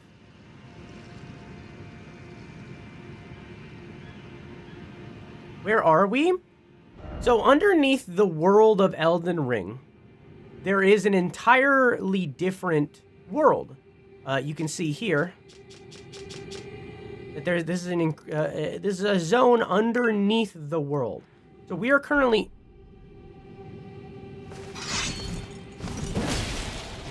We are currently underground in a place called Nokron, or Nokron, or Nokron, or something like that.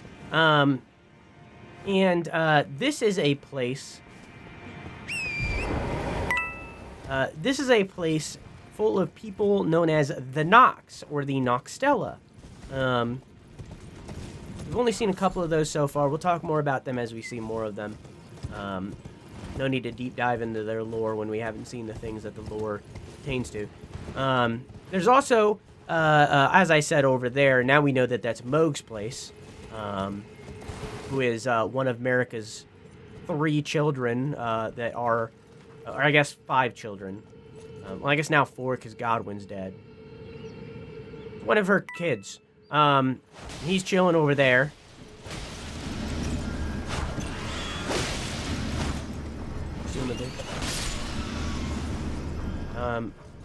Question.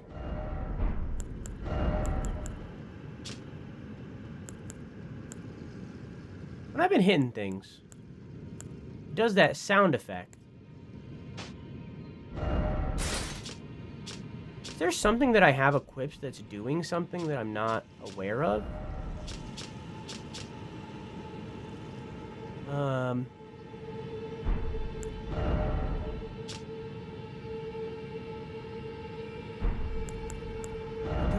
No. Don't know. Anyways, yeah,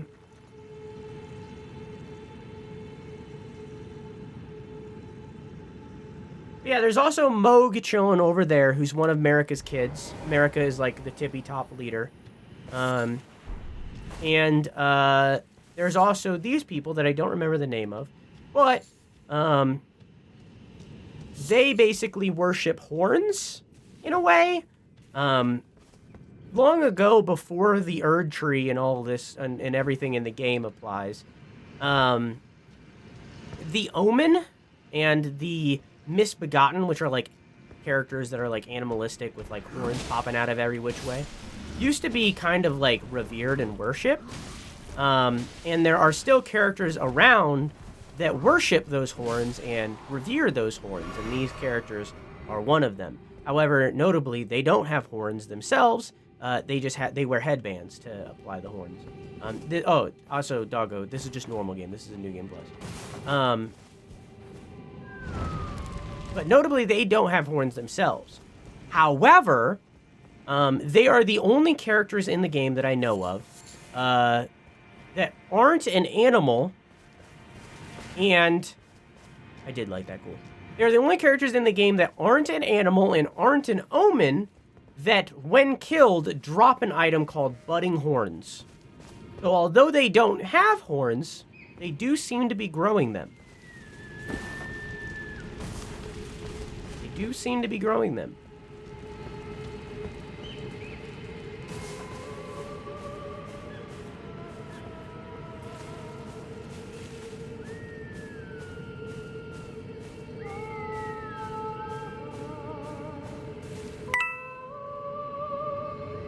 Oh, great.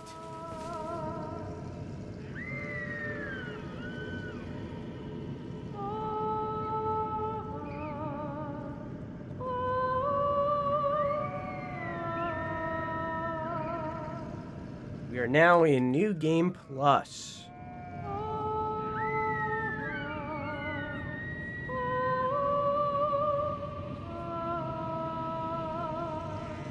So, two things here. One, there's a lot of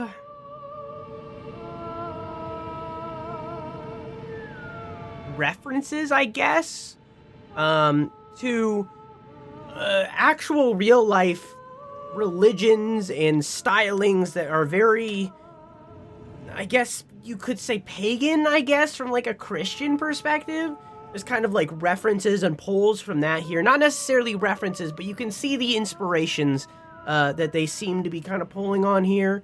Like the use of this animal skull that is like a deer skull or something of that regard.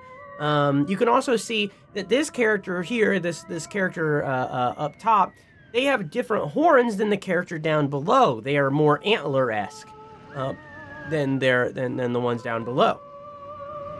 In turn, maybe once again showing a type of hierarchy. As I said, this game is about trees.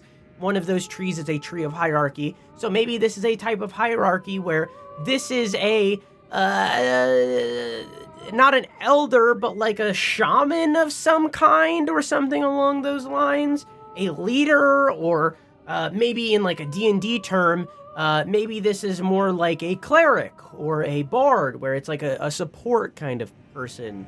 Who is like inspiring the people around them. You know, it's kind of that kind of regard. Yeah, same thing for the Forsworn and Skyrim. The Forsworn and Skyrim kind of have a lot of echoings of like pagan religion or old religions that have kind of like died off, you know? Like even in the mainstream, like the Norse religion, you know, like using that as an actual religion, like there's echoings of that in there or stuff like that. Or even to bring it to America, like certain aspects of like Native American culture could be what they're taking as inspiration here. It's like you can see that they're pulling on something that is so vastly different, and this is the reason why I've been ranting about this. It's so vastly different than what they're pulling on for the rest of the game. A lot of this game is very fantasy medieval. Where all of the characters in the religion... where a lot of the characters in religions are very... that was all of my health. Where all the characters in the religions and the factions are like, well... where all the characters and religions and so on and so forth are very medieval, very like fantasy medieval, or in some cases like a Renaissance kind of era of inspiration. Like the Greater Will seems very clearly built on like the Crusade in old Catholics, you know, not necessarily modern, but old medieval Catholic, you know, like it seems pulling from that kind of reign to the degree where there's even crucifixes in the game. So it's like the rest of the game, or it's like Celtic, you know, like a lot of the game is Celtic, or You know, Drew, Scottish. Usually you're supposed to get your balls crushed, not get crushed by balls. Thanks, I'll remember that next time. So like a lot of the game has like this kind of era, like even this area as you look around, like this area is very kind of Greco-Roman with its architecture and its stylings, like, and yet then there's these characters over here, there's these kind of, for lack of a better term, primal characters that, or primitive maybe would be a better word, I don't know. There's these characters that are so vastly different than those surrounding them, where instead of advancing, I guess, to the degree where everyone else is, they stick to their roots and are in this styling. Like it's such a genre combination, you know, or an era combination maybe, of like so very clearly different and built off of a different place. You know what I mean?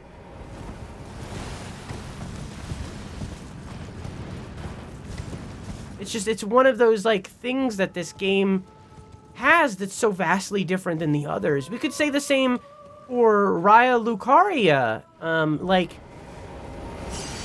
in the college and stuff, and the magic, like that place and the people within it are so very obviously different than those that surround them.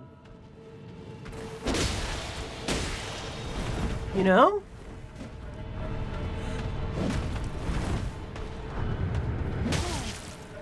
You're slapping me. Yeah, I was trying to beat her before their friends game, but like, that's fine.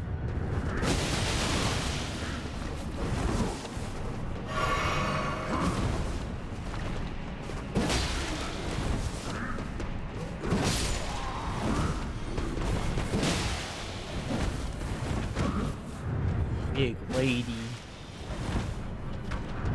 Big lady. Big lady kicking my ass. I'm squirting.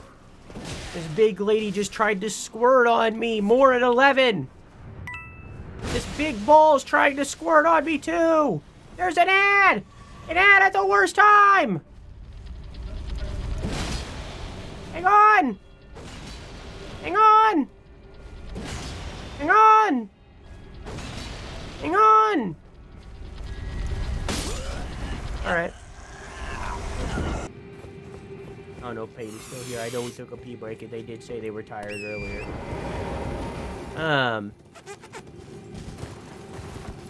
So up? Okay, cool. So to explain crowd control. I know you said you're new to streams, but I'm assuming this isn't your first stream you've been in. But this is a, you're kind of in a place that is like, to suck my own dick a little bit. You're in like a more advanced side of Twitch, which basically means like I have a lot of things that like you guys can play with in like the channel point menu that I think you've seen. You paid taxes earlier. Oh my god. Hey. So like you're kind of in a more advanced side of Twitch where I have a lot of toys for you guys to play with, and I have a lot of production stuff where I can go like this, or like this, and do stuff like this. You know, or stuff like this. These are things that like most streamers can't do and don't have, because like you're kind of like So because of that, I have a lot of toys that you can play with, mostly in the channel point menu, but also elsewhere. And one of those toys is crowd control. Crowd control, or CC for short, is a extension on Twitch. It might be on your screen right now. I don't know if you're on mobile, in which case it won't be. Where basically you either get coins through free means, be that 50 coins a day or 100 since you're subbed, or you can get them through the channel point menu. We call them clinkies. You can get a bunch of stuff like that, and it basically allows you to fuck with my game in certain ways. You've seen it with my head getting big just then. You've seen it with the balls that spawn out of nowhere. All of that is crowd control. Things that you guys can redeem to activate things in the game and have stuff like that happen. Another one of those things is New Game Plus. You can basically advance my game to New Game Plus or take it back from New Game Plus, which makes every single enemy have more health, hit harder, and spawns different items that I can't find in normal game. And you can give points to stuff like New Game Plus by pooling it, where basically you just put like 100 points in the 1,000 point redeem, and like you build it up over time. You know what I'm saying? Does that make sense? Don't hesitate to ask questions anytime, by the way. Even like if it's like production-wise of how things work, I'll tell you everything.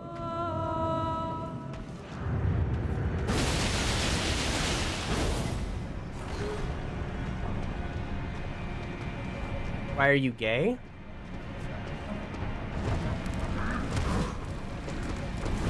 Sunn once again stating that gayness is a choice. It has a really bad gaydometer, but gayness is a choice, Quack said. What the third negative gay statement of the stream? Homophobic even? From Quack?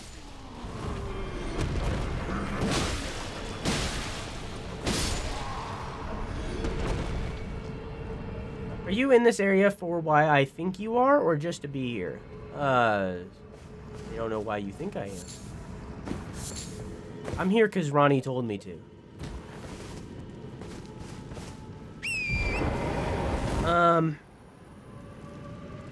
He will, and he'll only have 25 minutes of the VOD because he'll tell you exactly how everything works. Yeah.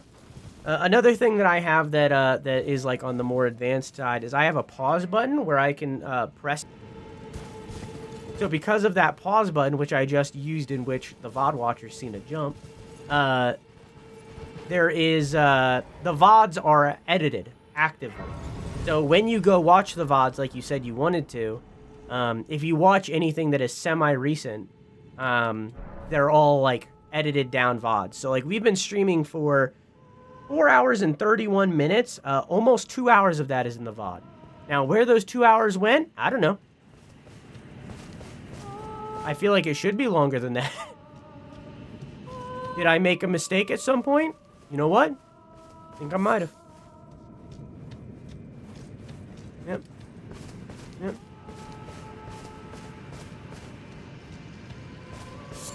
Okay. Is what it is. Chat, I have to kill this dog. Can I pet that dog? You might recognize this dog as a boss that we fought earlier. There's another one. Radagon's pup. Can I pet that dog? Can I pet that dog? He doesn't? Oh, okay, I don't need to kill that dog then. Never mind. Never mind, I don't need to kill that dog.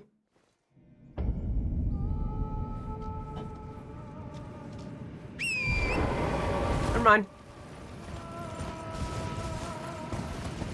Can I pet that dog? Yeah, what was the, Oh, I know, I remember what I'm thinking of. So I said that over my little weekend, I've only followed a handful of streamers. Occasionally I need very specific content and this is what I wanted, haha, usually I can't find what I need. Oh, cool. Thank you for providing what I needed tonight. Show love 100, show love 100, show love 100, show love 100, show love 100. Oh. Dang, that was a banger. Thanks, man. Is that, 500 bits? I know how to do math. Thank you for the 500 bits. Thank you. I'm glad you're enjoying the content. I hope you continue to. Yeah, that is very sweet. Once again, screenshotting that for later when I feel depressed. I can't. My thing isn't working. I'll never know. I'll just go back in the VOD. Brain. Okay. So in almost every single Souls game, let me rewind. There's a lot of things that Miyazaki, the director of every FromSoft game except Sekiro and Armored Core,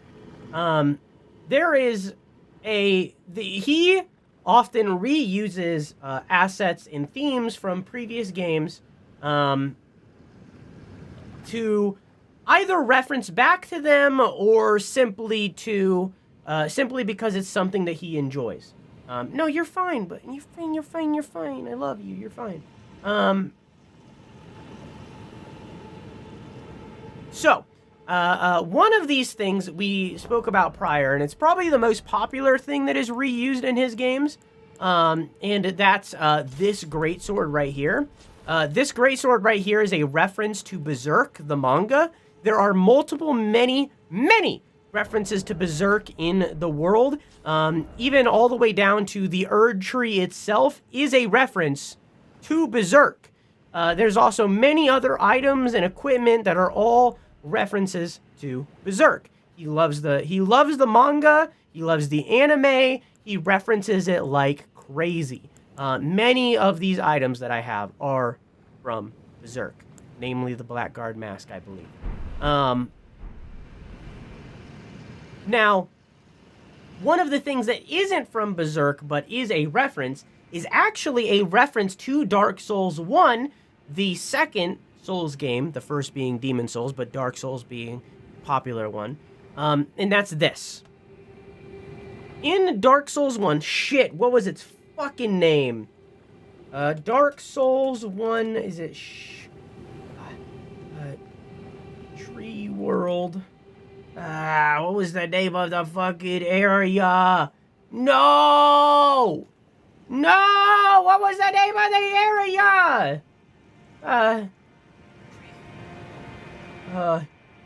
No!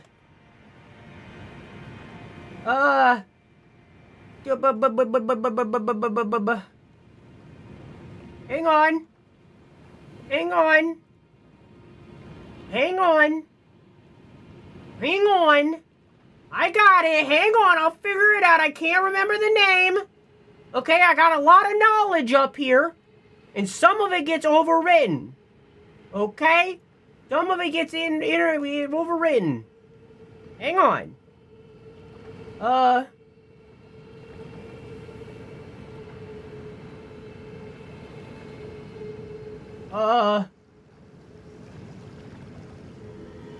Ash Lake, that's the one. So, hang on, I'll show you. So in Dark Souls 1, I just cracked my ankle. In Dark Souls 1, there is an area called Ash Lake. And it looked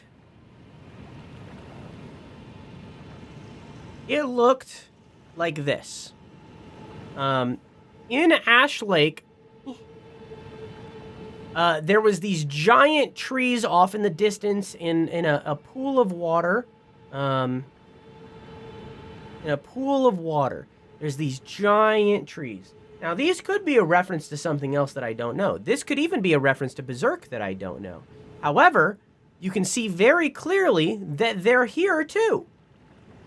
This is in a lot of the Souls games. It's not just this one. I believe it's referenced in Bloodborne. I believe it's referenced in Sekiro. This is a thing that he pulls from very often and shows off in his games, and this is one of those cases. There's also another point in this game where this is done once again. This is something that he pulls from and is a consistent throughout all of the Souls games. Another one of these consistents is patches, where patches is in every Souls game. Another is the Moonlight Greatsword, which is in some form in every Souls game. There are aspects of these games that are often reused, not out of laziness, but out of reference and callbacks. So, yeah, those aren't trees. Those are rocks, but it's still a reference to it. But yeah, there's multiple things from the other games that are reused in ways in this game and the other games simply to call back to them in their own way. And that was one of them. You can kind of see here that there's rats surrounding these ladies. Now, maybe it's unintentional, but what I think of is the Pied Piper.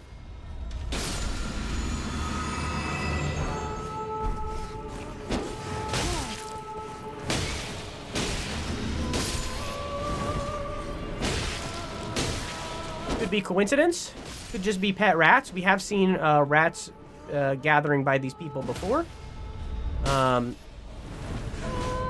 So it's possible that they simply have pet rats.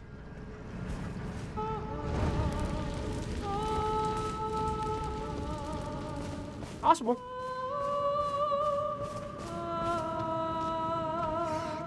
All right, I got this.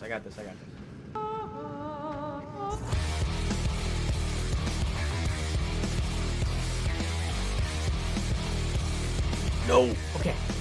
I'm good. Okay. I had to kill one. No.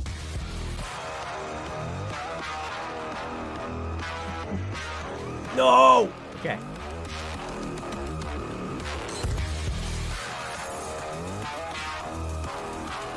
Okay. No. Bad. Okay.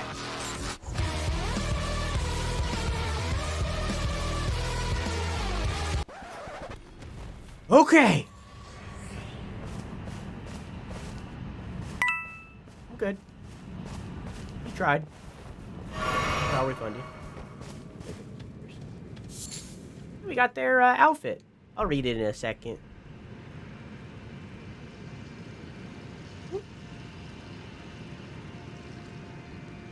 I'm one of these antler people. Yeah. Oh, whoops. I beefed it. Hang on, Chad. I beefed it. Hang on. I beefed it. Hang on. Hang on. I'm beefing it. Why did you do that? Wait, why can't I refund you? Wait. Oh, there we go. There you go. So am I gonna alt-tab in and I'm just gonna be dead? No, we're chilling.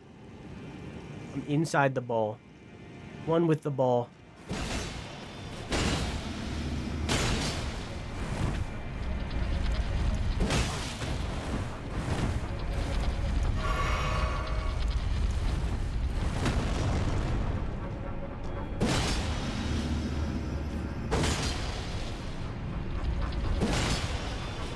Oh, for a second there, I was like a sperm.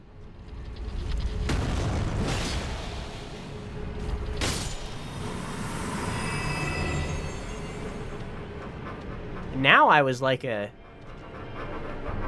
What do you call it when you make someone a eunuch? Is it just called deballing? What is the word for turning someone into a eunuch? Because that's what that... Like, if I cut the balls off, that's being a eunuch.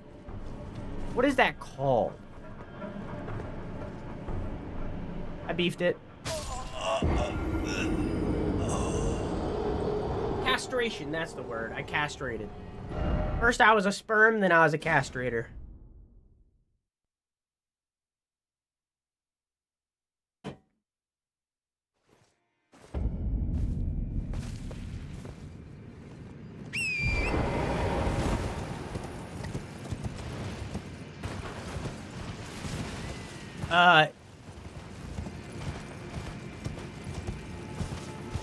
We'll learn more about the balls later, but yeah, they do kind of have a pattern on them.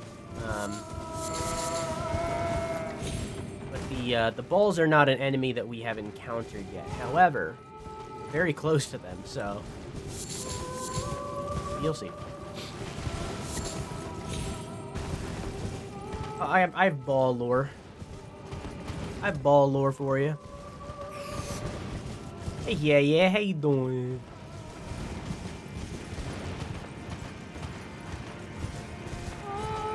I lit that thing, right? Okay, cool.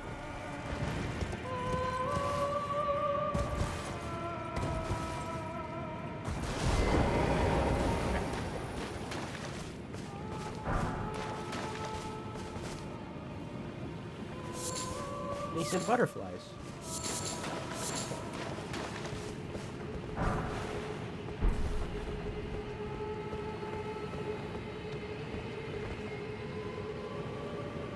Huh. Good night, Quack. I love you. Mwah.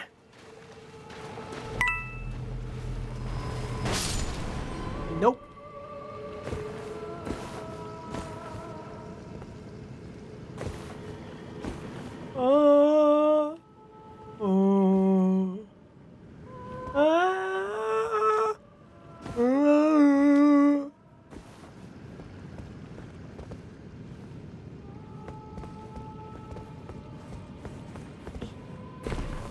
This is a horse jump situation? No, I'm good. I need to change that. I keep forgetting. Too much going on, chat. Too much going on. Alone.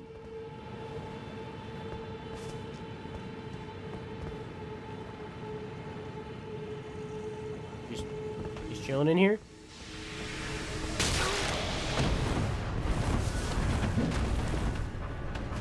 Just you alone? You just chilling? Oh, I forgot to read the shaman gear. I got distracted.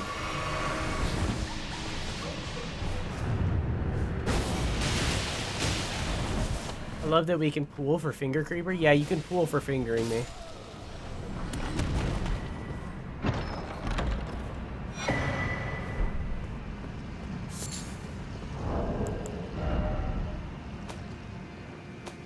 First off, let's read the gear we got.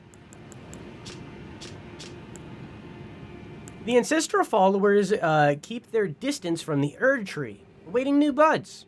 They are certain to sprout from their very flesh, and indeed their souls. Ancestral followers live a distance from the Erd tree, awaiting new buds. Oh. The same shit. One says keep, and the other says live. Alright.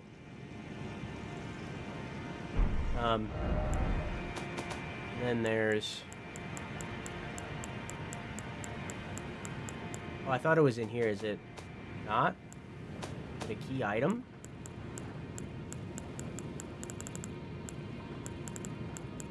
Is it a weapon? I don't... Is it like a talisman kind of situation?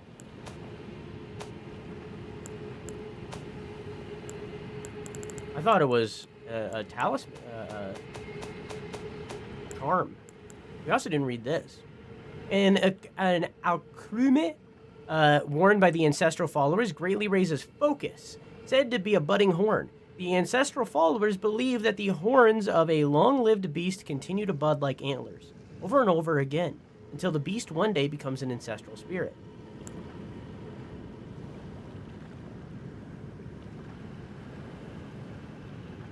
Doge died. Eyes. No. No. No. Eyes.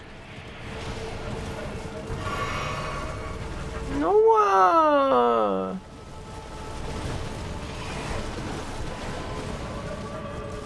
I was reading Laura.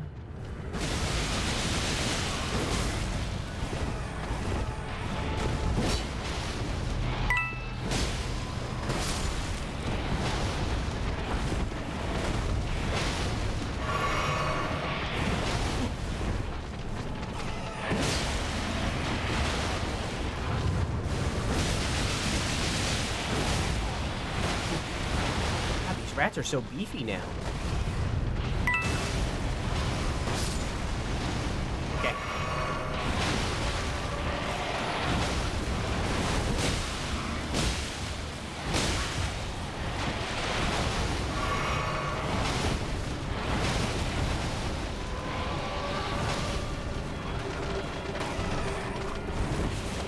So, doesn't work.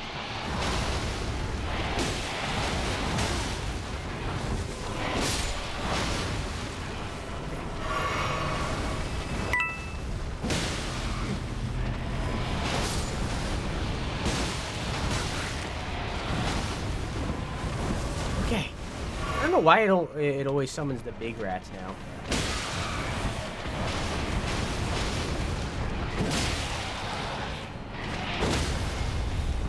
Ooh, Ratussi!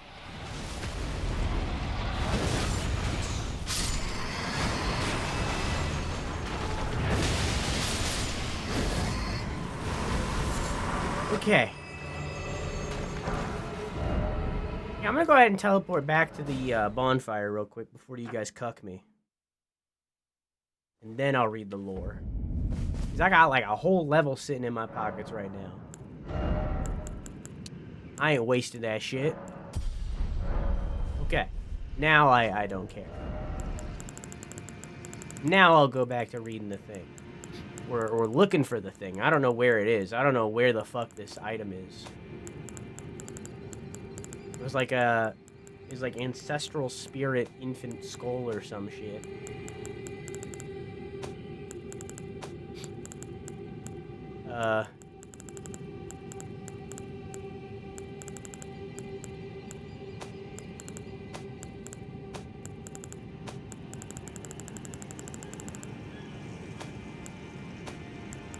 I have no idea. I could have swore to you that it was a talisman. It's so crazy to me that it isn't. There it is! Skull of a very young ancestral spirit. Just think how many sproutlings it might bear. Use FP to spray spirit vapor, inflicting magic damage. The vapor becomes a temporary geyser, which deals continuous damage to everything it touches until it disappears.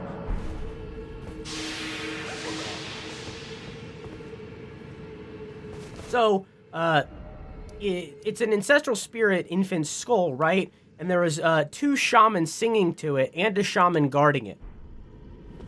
Environmental storytelling.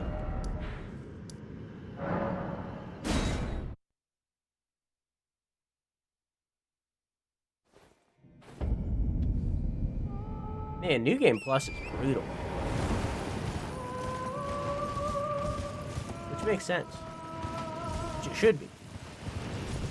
God damn.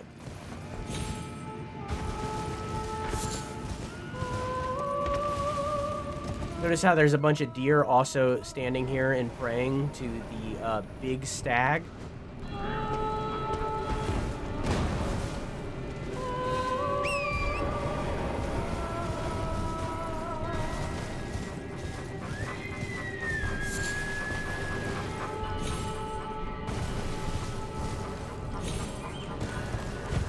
Now this is lit. It's lit.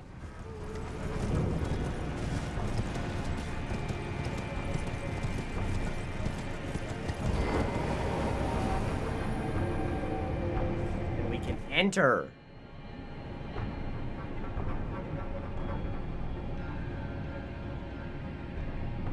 Enter Vaguna. Try finger butthole.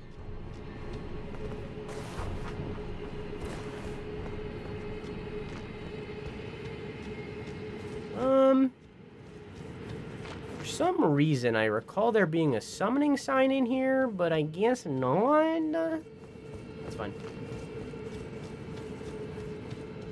Maybe I was thinking of the other ancestral spirit. We just missed it. You see here, this is the Regal Ancestor Spirit. It is a repeat boss of a boss that we fought earlier. Now it's Regal, so it's different. Quirky.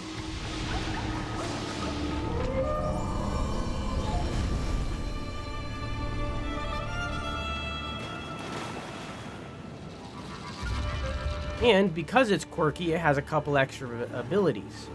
First and foremost, you see the spirit animals that are around the area.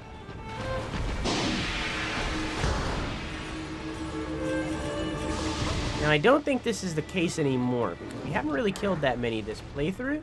But when I originally played, long ago, I thought that, and I still think it would be cool if this was the case, but I don't think it is, that all of the spirits around the area would be the ones that we've killed throughout the game. Now, I don't think that's the case. I do think it'd be cool.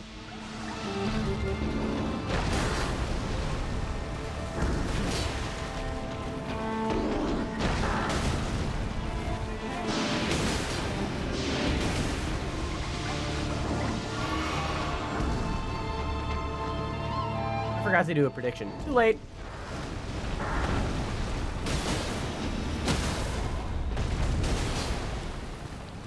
Dearussie, the Dearussie, no!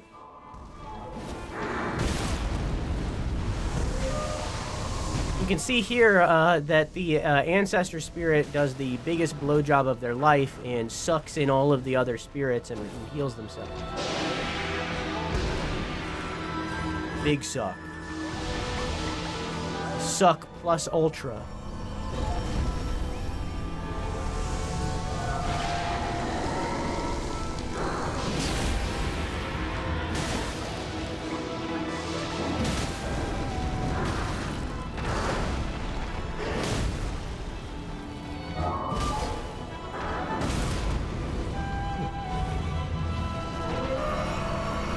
Stop that! Oh, that's weird. Well, I guess it's like summoning itself in through the corpses of other, or I guess spirits of other animals. That's cool.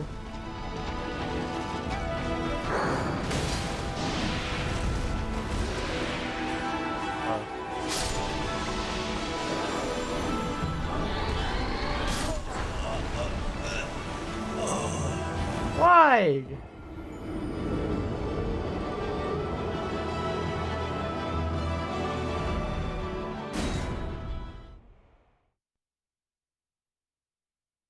Kind of like a Wendigo. I mean, it's possible that they took inspiration from there. But like I said, the main place that this game takes inspiration from is Scottish and Irish, mainly Scottish.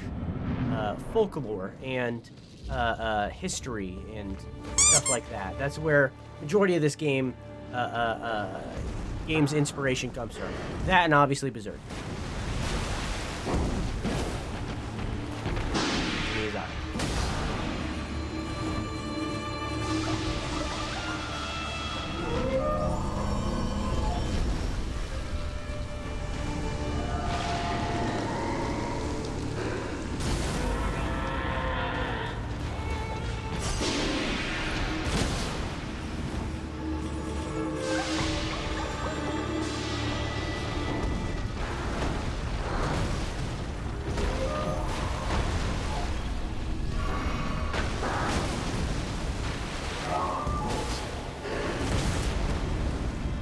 Oh my god. This dude's wiping the floor with me right now.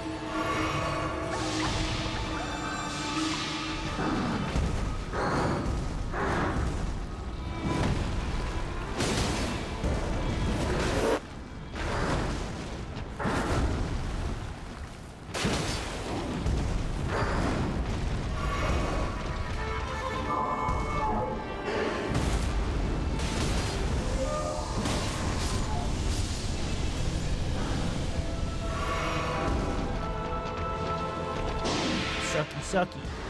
Okay, sir. You can also hear that this is phase 2 and the music got more intense.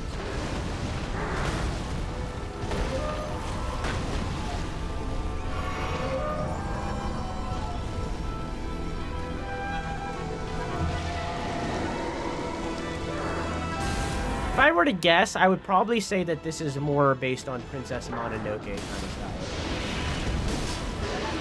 Over like a Wendigo kind of thing. I would probably say that this is that kind of vibe. Miyazaki taking inspiration from the other Miyazaki.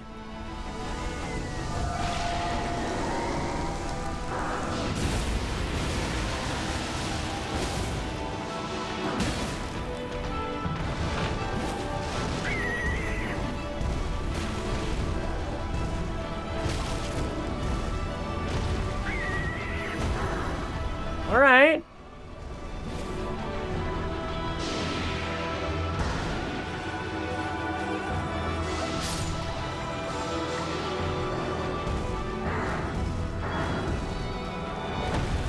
People have done art of like Dark Souls in Ghibli form and vice versa because of their shared last name.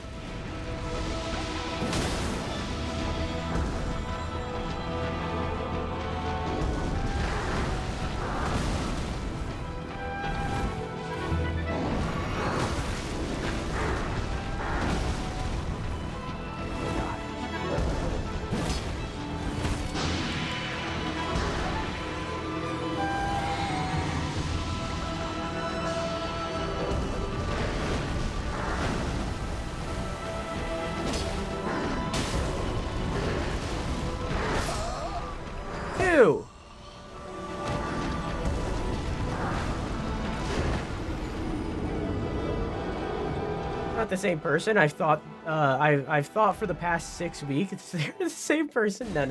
It's Hideo and Hayao, I think. No. It's Hidetaka and Hayao. I think Hayao Miyazaki is Ghibli, and then Hidetaka is FromSoft. I think that's his first name. Hideo is Kojima.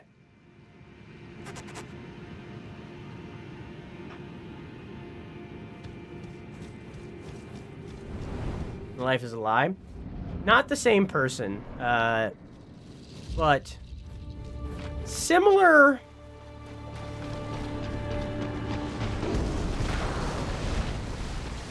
Themes, I guess? Not necessarily. It's interesting because, like, the way that Hayao talks in interviews is like you would think that Hidetaka talks. Like, what you think he would say and talk about. When in reality, usually it's the inverse. Usually when Hidetaka, FromSoft, talks about his games and the themes surrounded in his games, he's a lot positive. He's very much on the positive side. Meanwhile, for Ghibli Miyazaki Hayao, it's the exact opposite. Where, like, when you see him in interviews, he's always, like, the most depressing motherfucker who has zero belief or faith in the anime or art industry, and, like, it's like, the exact opposite of what you would think.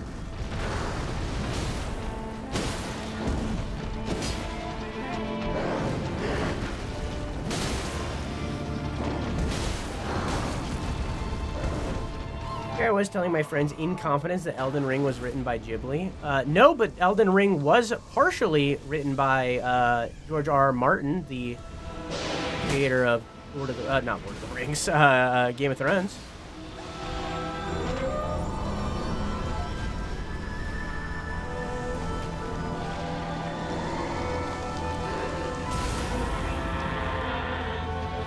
George R.R. Martin.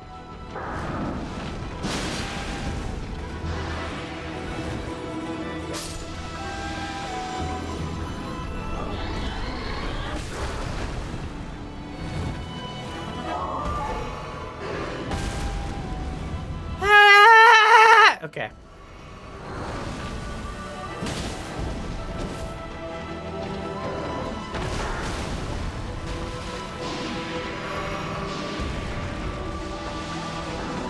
They're just a health pool.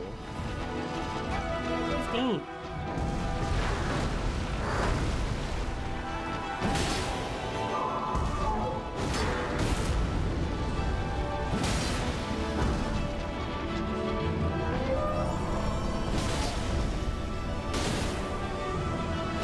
Hit him while he's teleporting.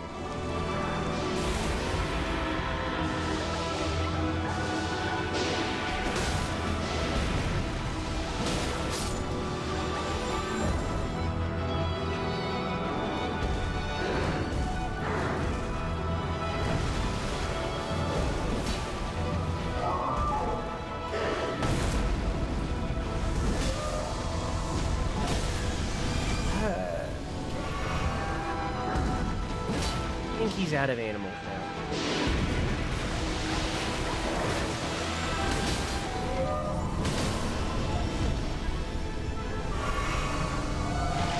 A couple roaming around.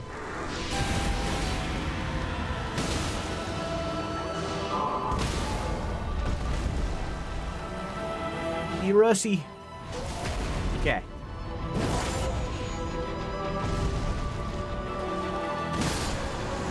Whew. 3! Now we have the remembrance. Whoops.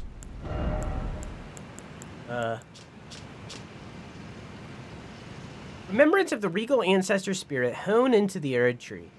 The power of its namesake can be unlocked by the finger reader, alternatively can be used to gain a great bounty of roots.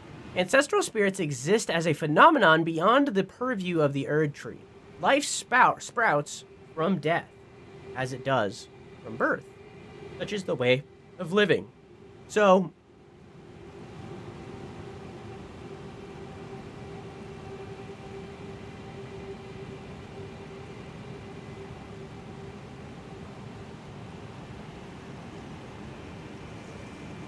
basically, the Erd tree, or more like Marika in the Golden Order, they plucked the rune of death, and afterward there are things called those who live in death that are like undead, right? Now, the ancestral spirit is kind of against that, because it's something that died perhaps before the rune of death was plucked, right? It's something that died before that time. However, given the spiritual belief of these people, it is instead given life, or maybe that life was always there and they're just kind of around. But it is kind of in a way, it's a representation of the circle of life and the destruction of it caused by the Erd tree. Does that make sense? Stream is not dead. Somebody tell Farm.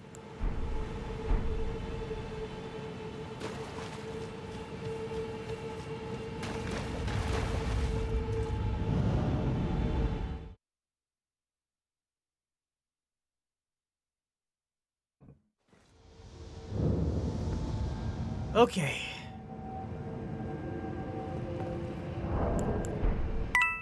Moving on. We need to go over there.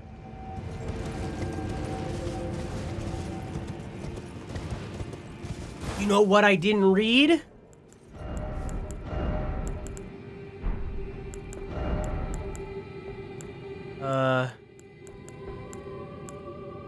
This.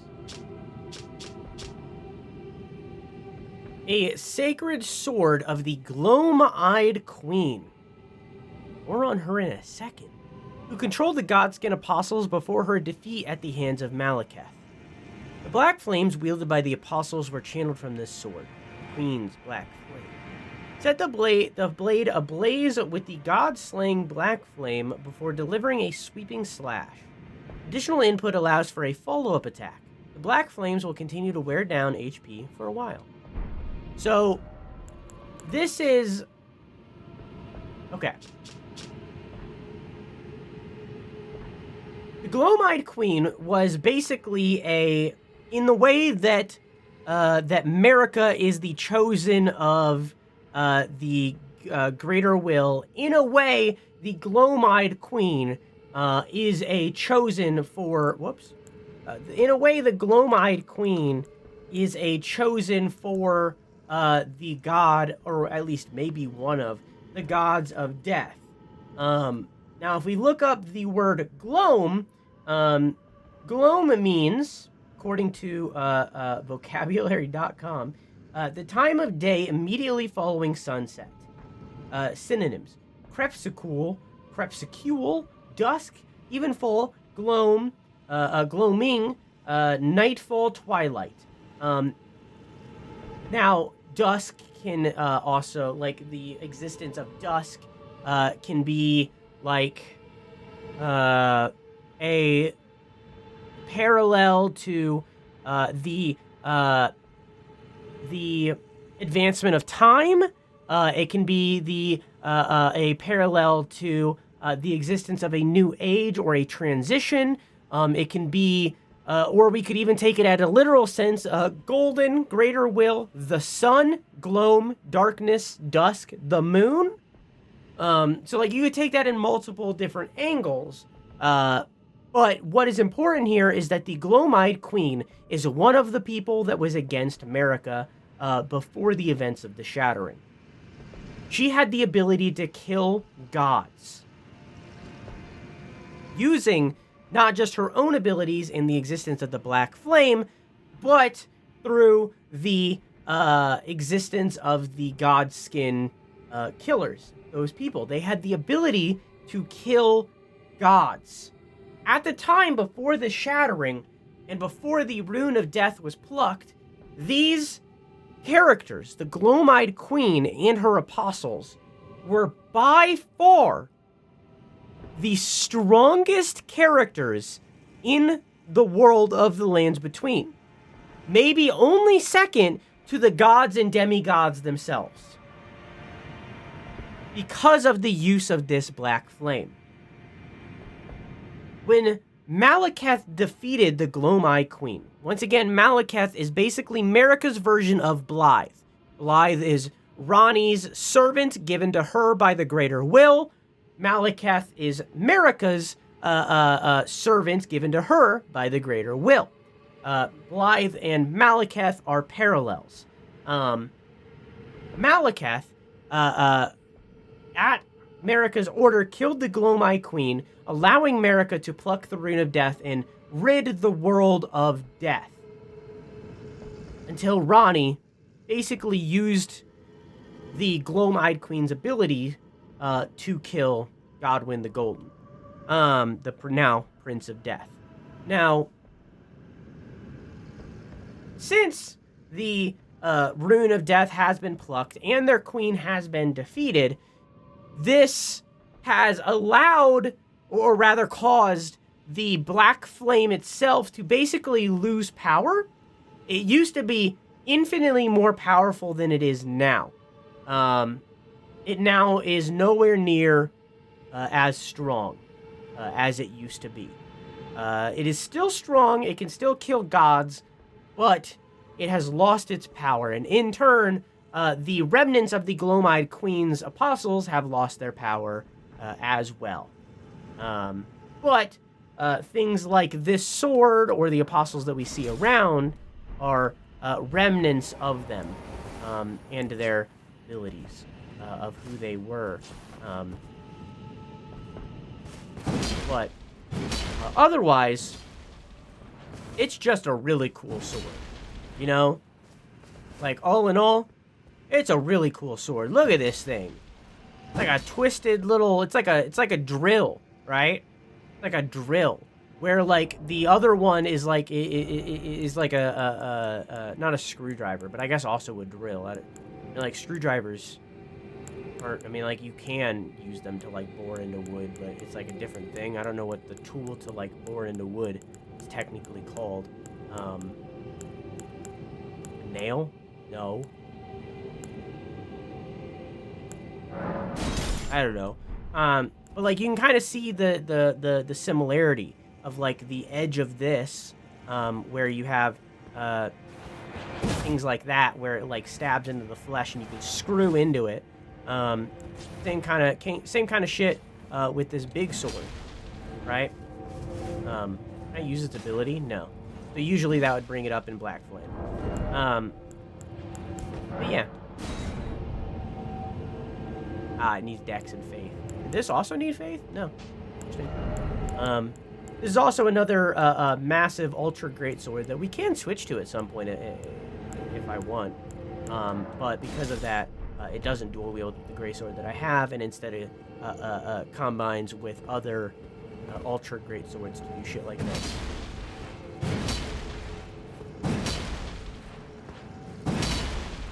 Pretty cool.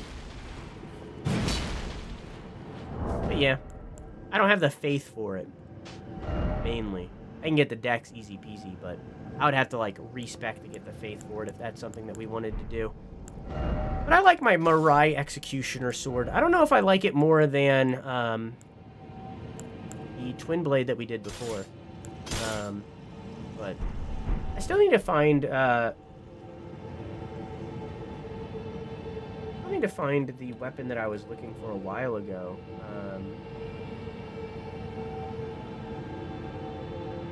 But yeah, again, the stuff to do with death and the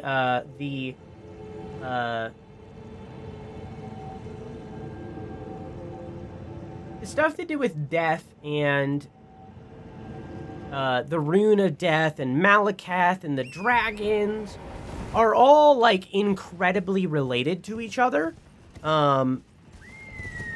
What are some of the most complicated bits of the lore of the story of this game. And in turn, a lot of it is hard for me to talk about until we simply go to the areas that are involved with them. You can see another ancestral spirit here that isn't alive like the other ones were. And there's a bunch of people praying and singing to it, which in turn might be what they did to the last one that made that one come to life in some regard.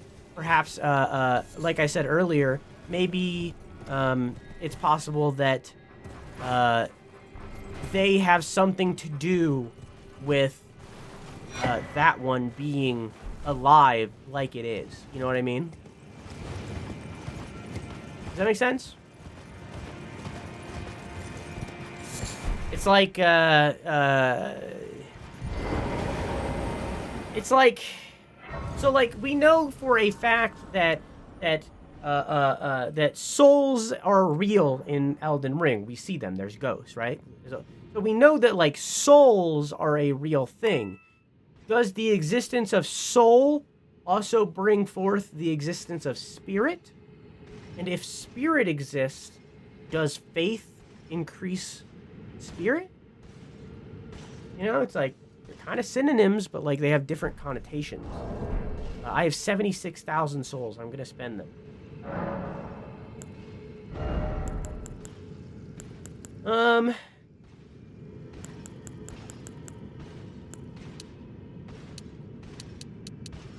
going to bring Arcane up to 30.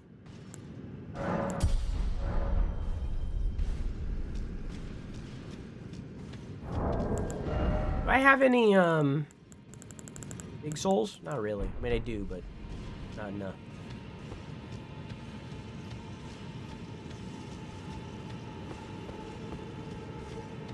You see down here, there's another one of those, Crucible Knights. See him?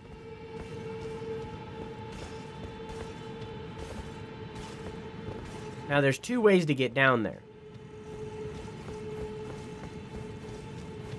But if you remember, we just sat down at this bonfire. Here's a prediction for the next boss, by the way. That. You can also jump down right there. It's a little bit more dangerous. We got a golden centipede.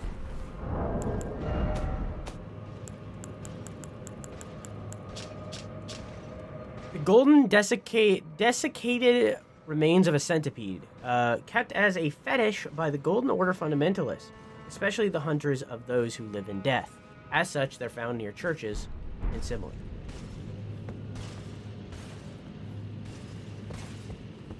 Party time.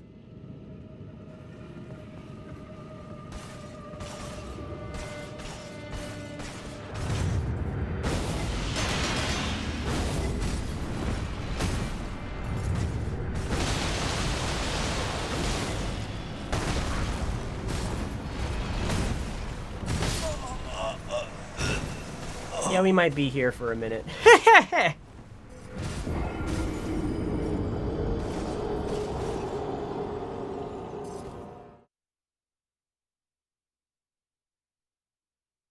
Wasn't Thanatos not the god of death? I guess he was. Yeah.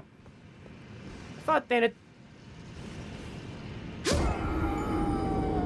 Thanatos was like the deliverer of death or something. Or something else, I thought. But I guess he is the god of death.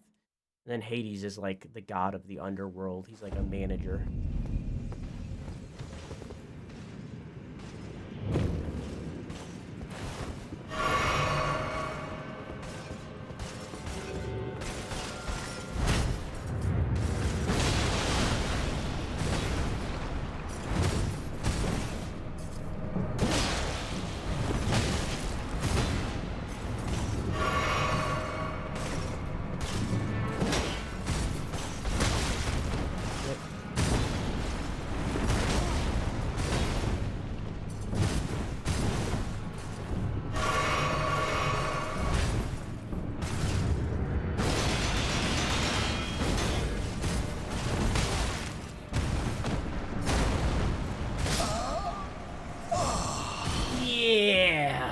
Karen was the boatman? What a Karen. Now, what's your favorite mythology?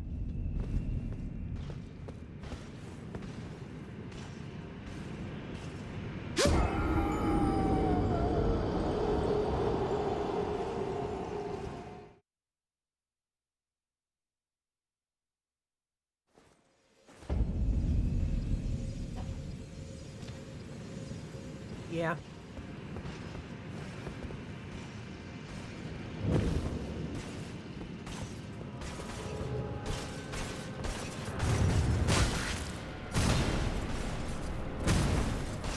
Well, oh, I'm alive.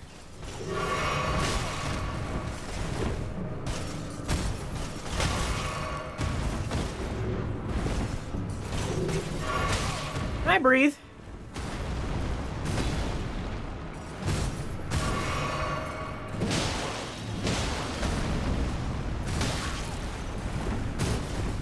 Dead. Live.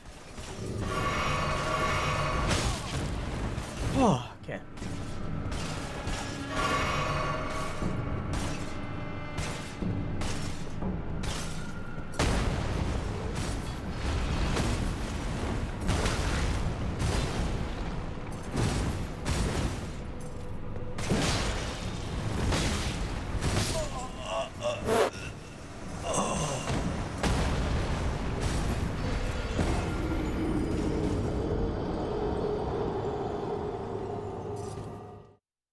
Yeah, I've played Hades before. Good game. Speaking of, hey Whimsy, how is Hades?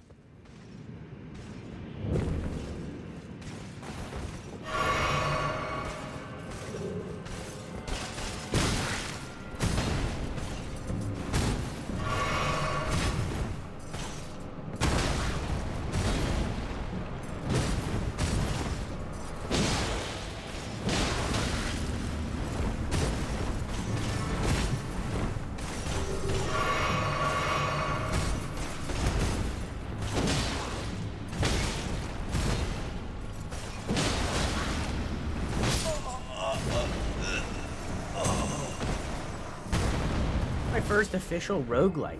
Really? Interesting. Well, you're about to ruin every single other roguelite for you because it's the best one.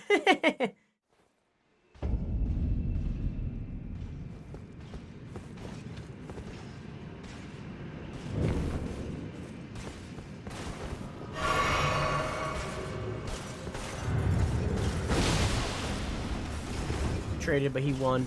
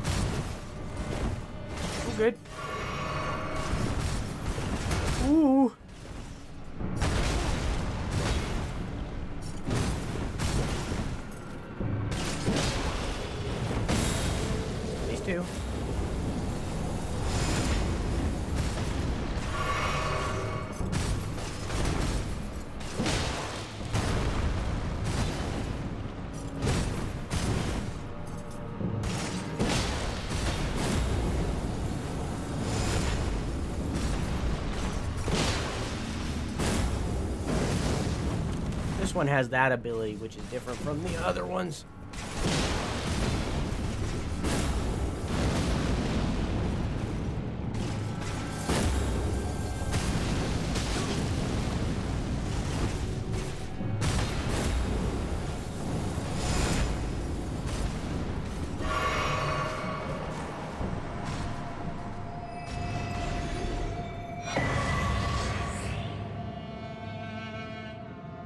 I mean, I'll take it. I mean, like, I'm not gonna complain about it. Great shield of red-tinged gold carried by the Crucible Knights features a great horn. And ancient holiness dwells within.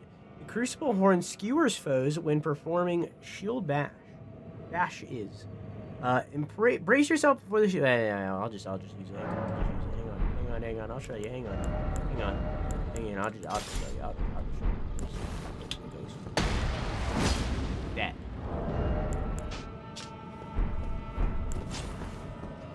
Okay.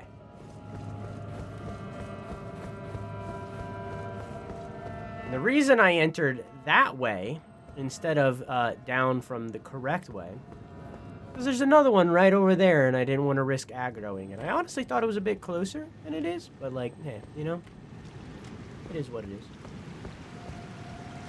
Tis what tis.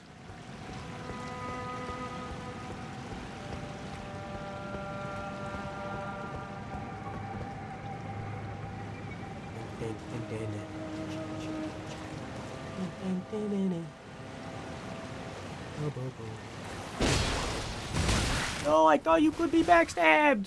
No. Yeah, that's fair.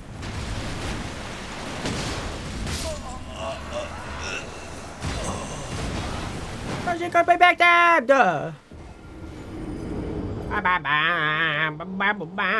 Chat, one day we're gonna play all the Metal Gear Solid games, okay? How you doing, Softy? Ba ba bee ba ba boo ba ba ba ba ba ba ba ba boo ba ba bee ba ba boo ba bee ba boo ba ba ba ba ba doo doo dee dee dee dee dee ba ba boo ba bee ba ba boo ba ba bee ba boo boo boo. All right, so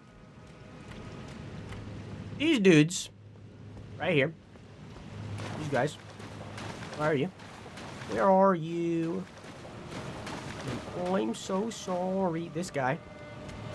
These guys are very similar to another character that we've met around. The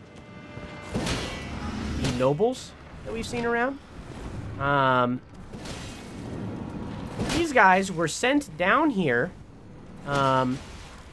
to look for something. They were sent down here to look for something, assumedly hired by somebody to do so.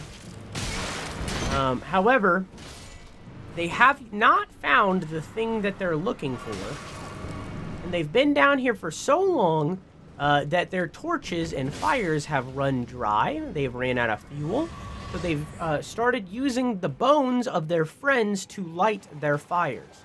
And as you can see, when they shoot me with their fire arrows, instead of dealing fire damage, it deals cold, it deals ice. The fire is so hot that it freezes. And the weird thing is that they're still down here searching for it. They're still down here desperately looking for what they were sent to find. But they don't even remember what it is anymore. They don't know what it is. They don't know what they're looking for. You can see some right here where they're searching for something. They've been down here for so long that they no longer know what that is.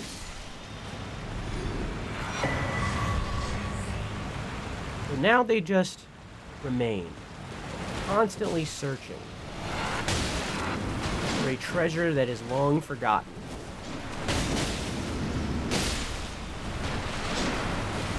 This is very similar to the nobles above ground, who are also searching for something However, we don't know what they're searching for. It is theorized, and this is what I believe, that the nobles above ground are just searching for rune. They're greedy. They're greedy nobles. All they're doing is searching for rune. Wow, it's that late already. Or searching for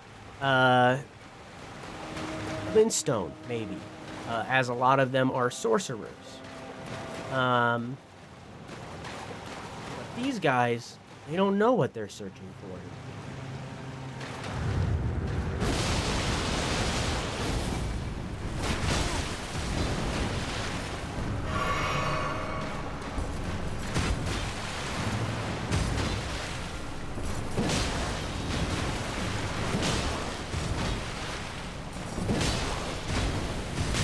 I didn't get hit by that first one.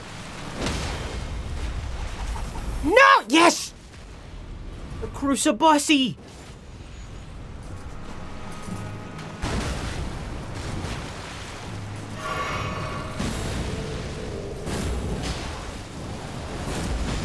You can see, we've actually fought one of these guys before, but I'm gonna say it now anyways.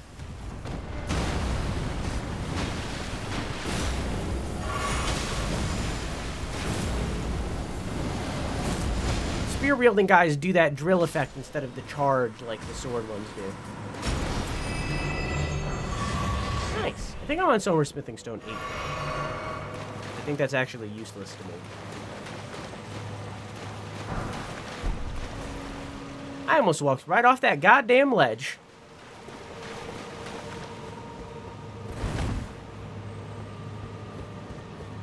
Cat, is that community night poll correct? I know the date on the alert is incorrect, so it's possible that I never updated.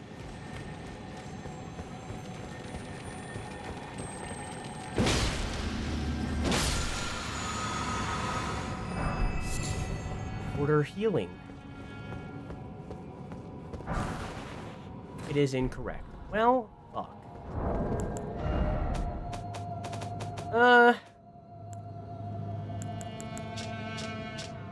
One of the incantations of the Golden Order fundamentalists alleviates death blight buildup. The noble gold mask lamented what had become of the hunters. How easy it is for learning and learnedness to reduce the ravings of fanatics. All the good and the great wanted in their foolishness was an absolute evil to contend with. Does such a notion exist in the fundamentals of the order? It's May 7th. Well, got to update that.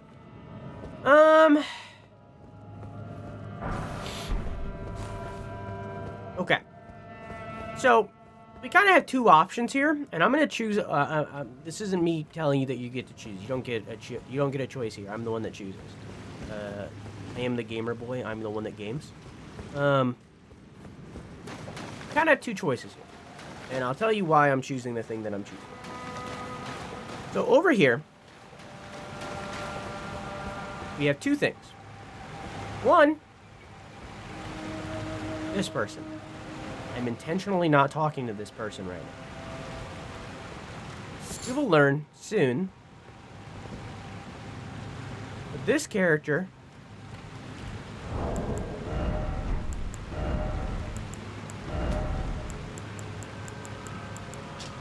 is Dee's sibling, the person who previously wore this armor who Fia killed.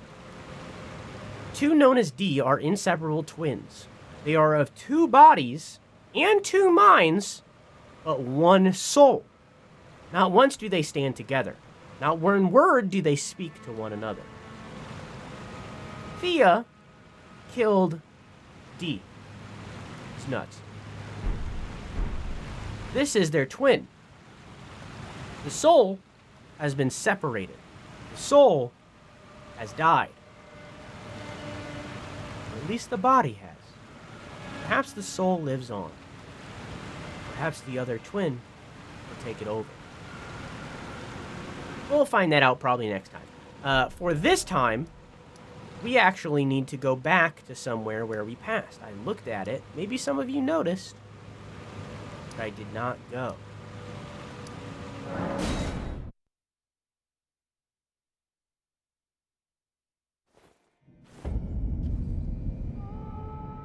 And that is this way.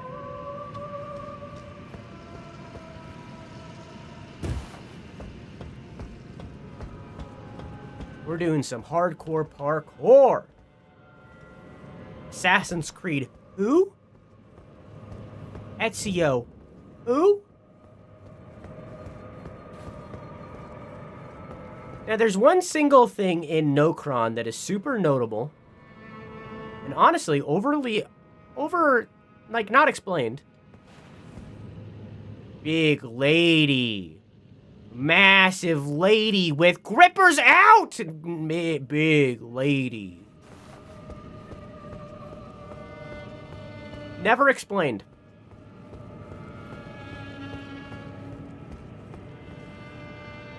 Wow, I really beefed that jump, huh? That was pretty crazy. I don't know if I've ever beefed a jump that bad. I really beefed that jump, huh? That was really, I pressed the jump button and I moved at like 0.1 mile per hour. Like, that was insane. That was crazy. I really beefed that one. That was, I don't know. That was crazy. That was really bad. That was embarrassing. I'm gonna cry.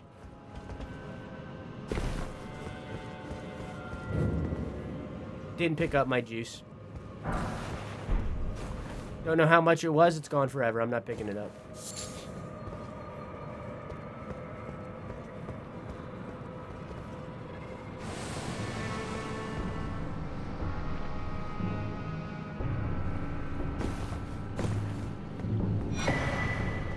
I was crazy once. Locked me in a room. Rubber room with mimic tears. Mimic tears make me crazy. Celestial Dew. We're actually in the area where the Celestial Dew comes from. This is the city of Nokron. It is a city full of people named the Nokstella. More on them later.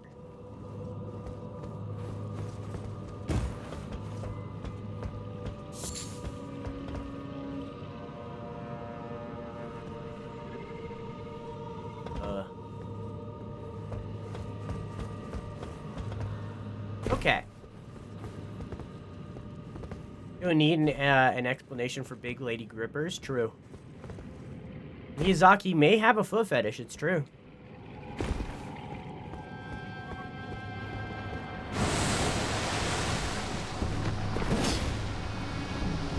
Transform to a person. However, you notice that the person kind of has blue skin. Similar to the Albinorix that we've seen previously. It's, I mean, like, it, you know, a lot of through lines here, you know? In turn showing that they are, to some degree, the same thing.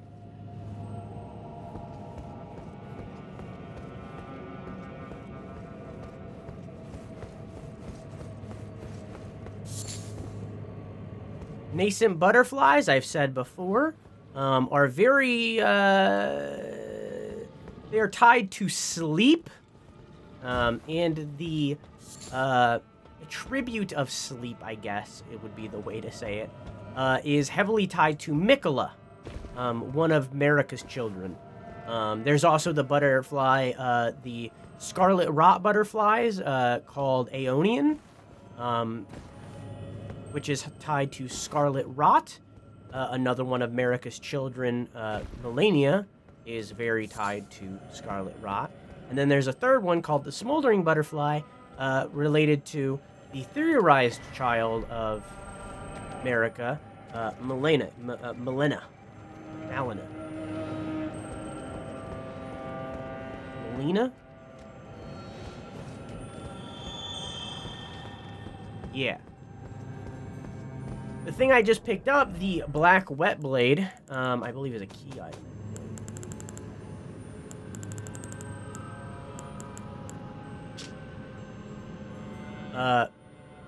When applying an affinity using physical or occult type ashes of war, an additional affinity of poison, blood, or occult can be chosen. Just a little thing. Just a little thing.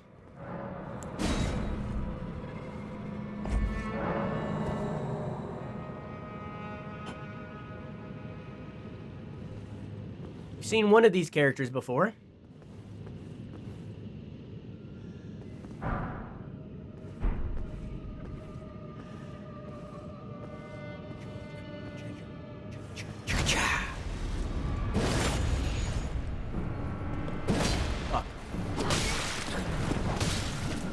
Their weapon is one of the coolest fucking weapons in the game. Hope we get it.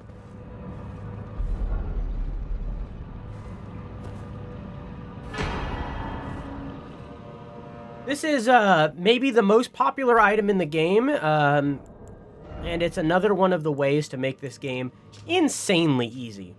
This is one of the spirit ashes, and when you summon it, it basically is you. It does the Mimic Tier boss fight that we just did a hot minute ago.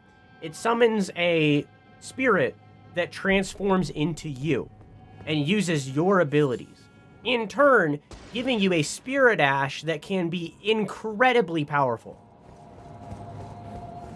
And a lot of people use that to basically breeze through the game.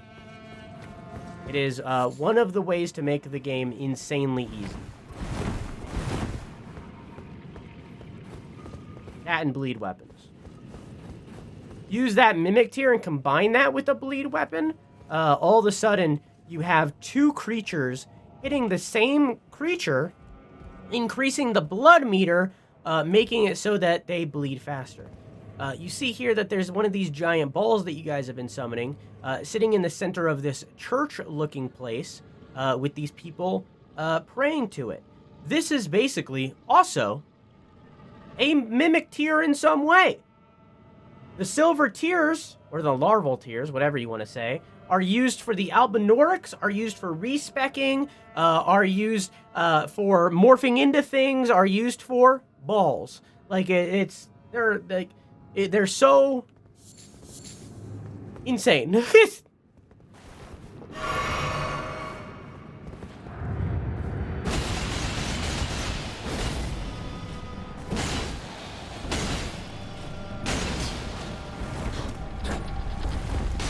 Yeah.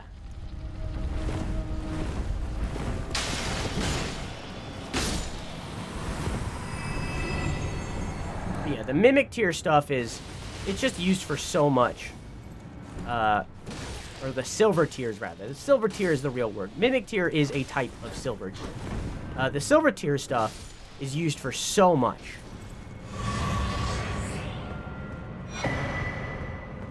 But for us, the most important thing, it gives larval tiers, which again allow us to respec. And there's only, I think, 13 of them in the entire game.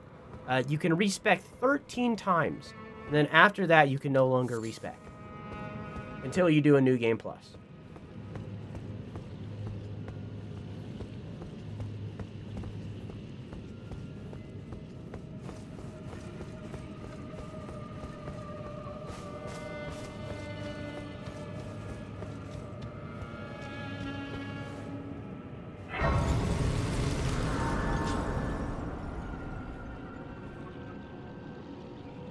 Will we learn about the big lady? Will we learn about D's nuts and maybe help him in his journey to assumedly kill Fia?